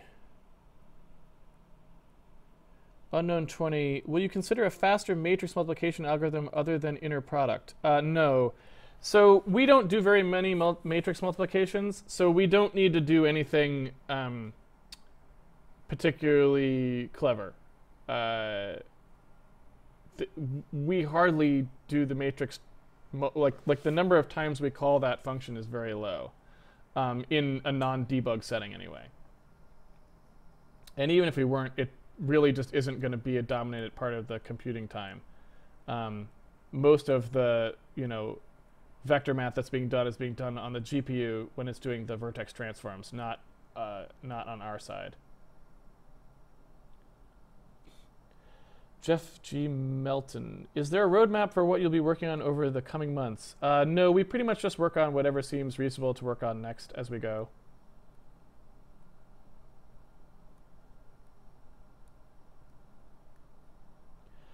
Mathilda, the probe Z thing went a bit too quick for me. I didn't fully understand the role of roll distance from camera Z and how are you going to generate it. Are you going to talk more about that next time? Yeah, I can talk about that really quickly now. It's not that complicated, actually. So when we're talking about this picking procedure, right, I'm going to look at this view from the side. So here's the eyeball, and here's the world, right? So we've got stuff out in the world. So when you want to do one of these sort of like inverse things where you're talking about, let's take a point on the screen and turn it into a world space coordinate, well, the problem is you have to pick where in the world you imagined it to be. Because in a perspective transform, if I said that this point on the screen here, I could be talking about any number of points in the world, because a point on the screen defines a ray, right? It defines an entire line of points going out, because there's all those points mapped to the same point in the screen space, right? So I need to know, when you're asking for a world location, I need to know what you actually mean. And so you need to give it something here to disambiguate.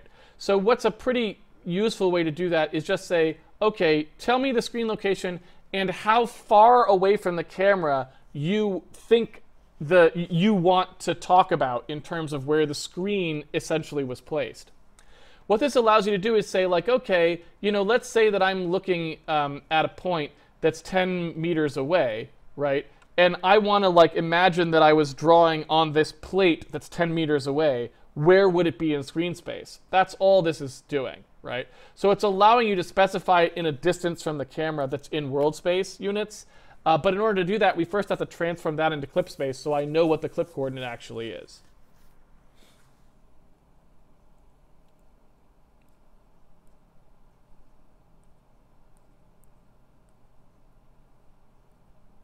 Since you are only doing quads, would it be possible to upload a constant index buffer once with the maximum number of vertices and then never touch it again? Yes, it would. However, I think that also would still be less efficient than using the than using a geometry shader. Now, it could be possible that we want to run on platforms that somehow don't have geometry shaders, maybe. And if that's the case, then maybe it would be better to do something like upload index buffer or just pass down an actual index buffer, just actually build it. But all of those things will work, I believe.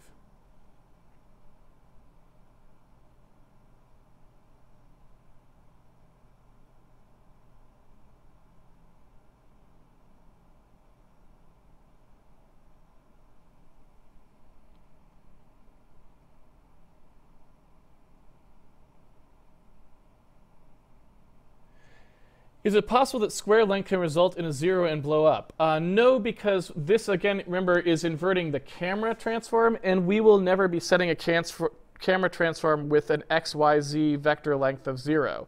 If we did, we wouldn't see anything on the screen, right? Because in order to see anything on the screen, those vectors all have to be of a length that's not 0. So we know a priori that that can't be true. Unless we have a really bad bug somewhere else, in which case it's that bug we would want to fix and not the fact that we divide by the length squared. Kim says he gets OpenGL messages with severity debug severity notification low and debug severity, debug severity notification and debug severity medium. What are the messages you get with debug severity medium? Are they things we can fix? Because I feel like we shouldn't maybe be getting debug severity medium. Ratchet Freak, even a simple pass-through geometry shader is a decent perf hit. Really? I wouldn't have expected that, but interesting. Rooktag, sorry, didn't see the whole stream, but why no 60 frames per second with the move to Core GL? Because that's actually not where the time is being spent at the moment. It's actually in this other function that's unrelated. But two things. First of all, if we build with... the full answer is basically just that it's spent in a bunch of other things that we're doing, like our debug tracking and stuff like that. If I turn on optimizations, for starters, then I think we are 60 frames a second. Yeah. So with optimizations on, we are already 60 frames a second. But even with optimizations off, it's not actually in the drawing at all. With optimizations off, it's actually just because we don't have an accelerated...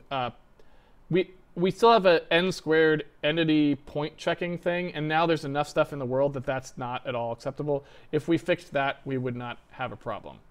Also, our debug stuff takes a ton of time. If we changed that stuff, we would also be 60 frames a second even debug, I believe. However,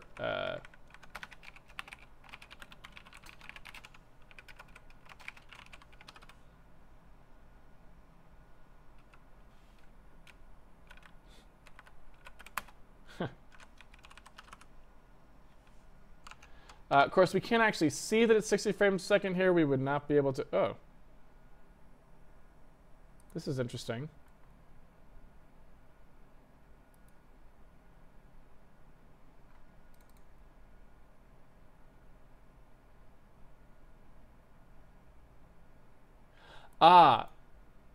That's a good point. So we have to make sure that enabling that debug callback only happens. I don't know if you saw that. We don't specify the compatibility. We don't specify the debug bit in a non-debug setting. So we actually don't want to call this.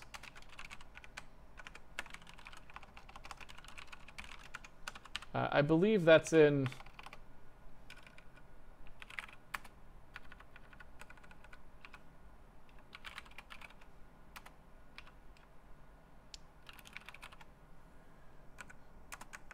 Yeah, Handmade internal.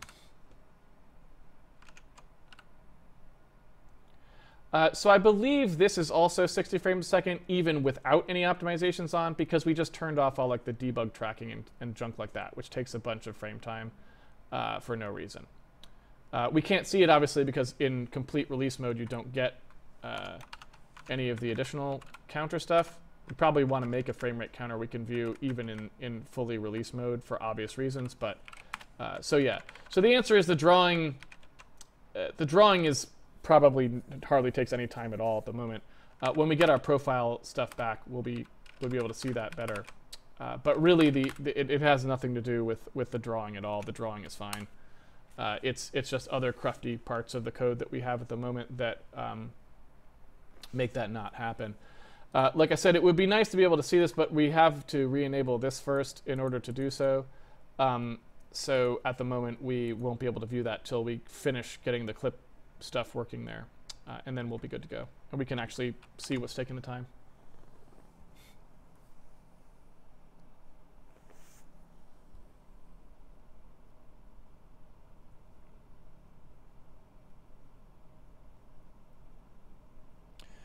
Kim Jorgensen, medium recompiling fragment shader for program 3. That's an interesting thing to call a severity medium, but okay.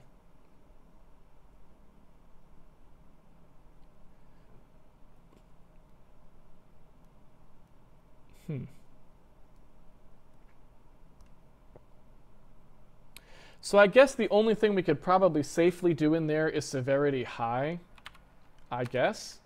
Does that sound right? So, like, you know, maybe we could do something like if severity equals GL, and I would have to grab this.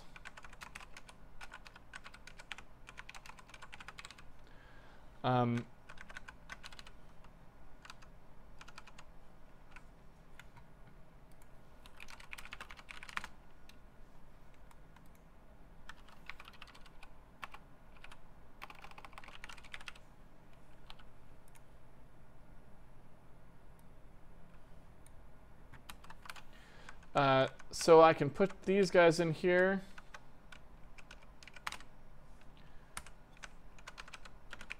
And we'll just say if it's high, go for it. Oops. Maybe, let's say. We'll leave it like that. All right. I think we're about done for the day. We're out of time anyway. So I'm going to go ahead and close it down.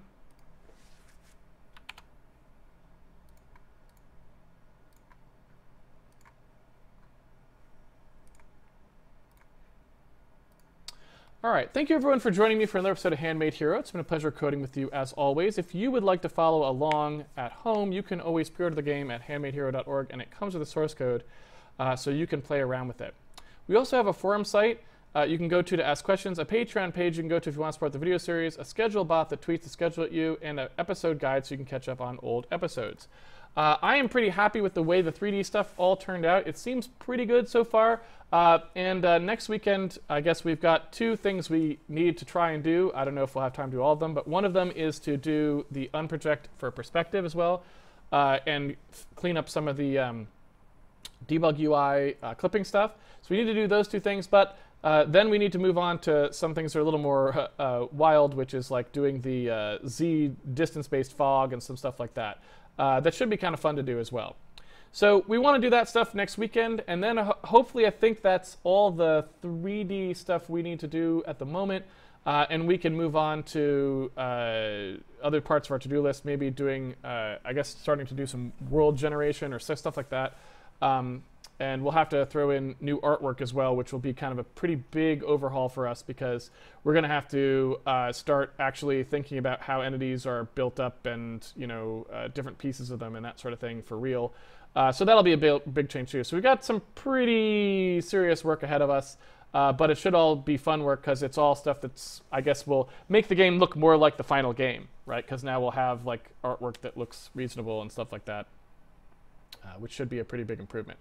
Anyway, hopefully you'll see y'all back here next weekend for that. Until then, have a good programming week, and I will see you all on the internet, everyone. Take it easy, everybody.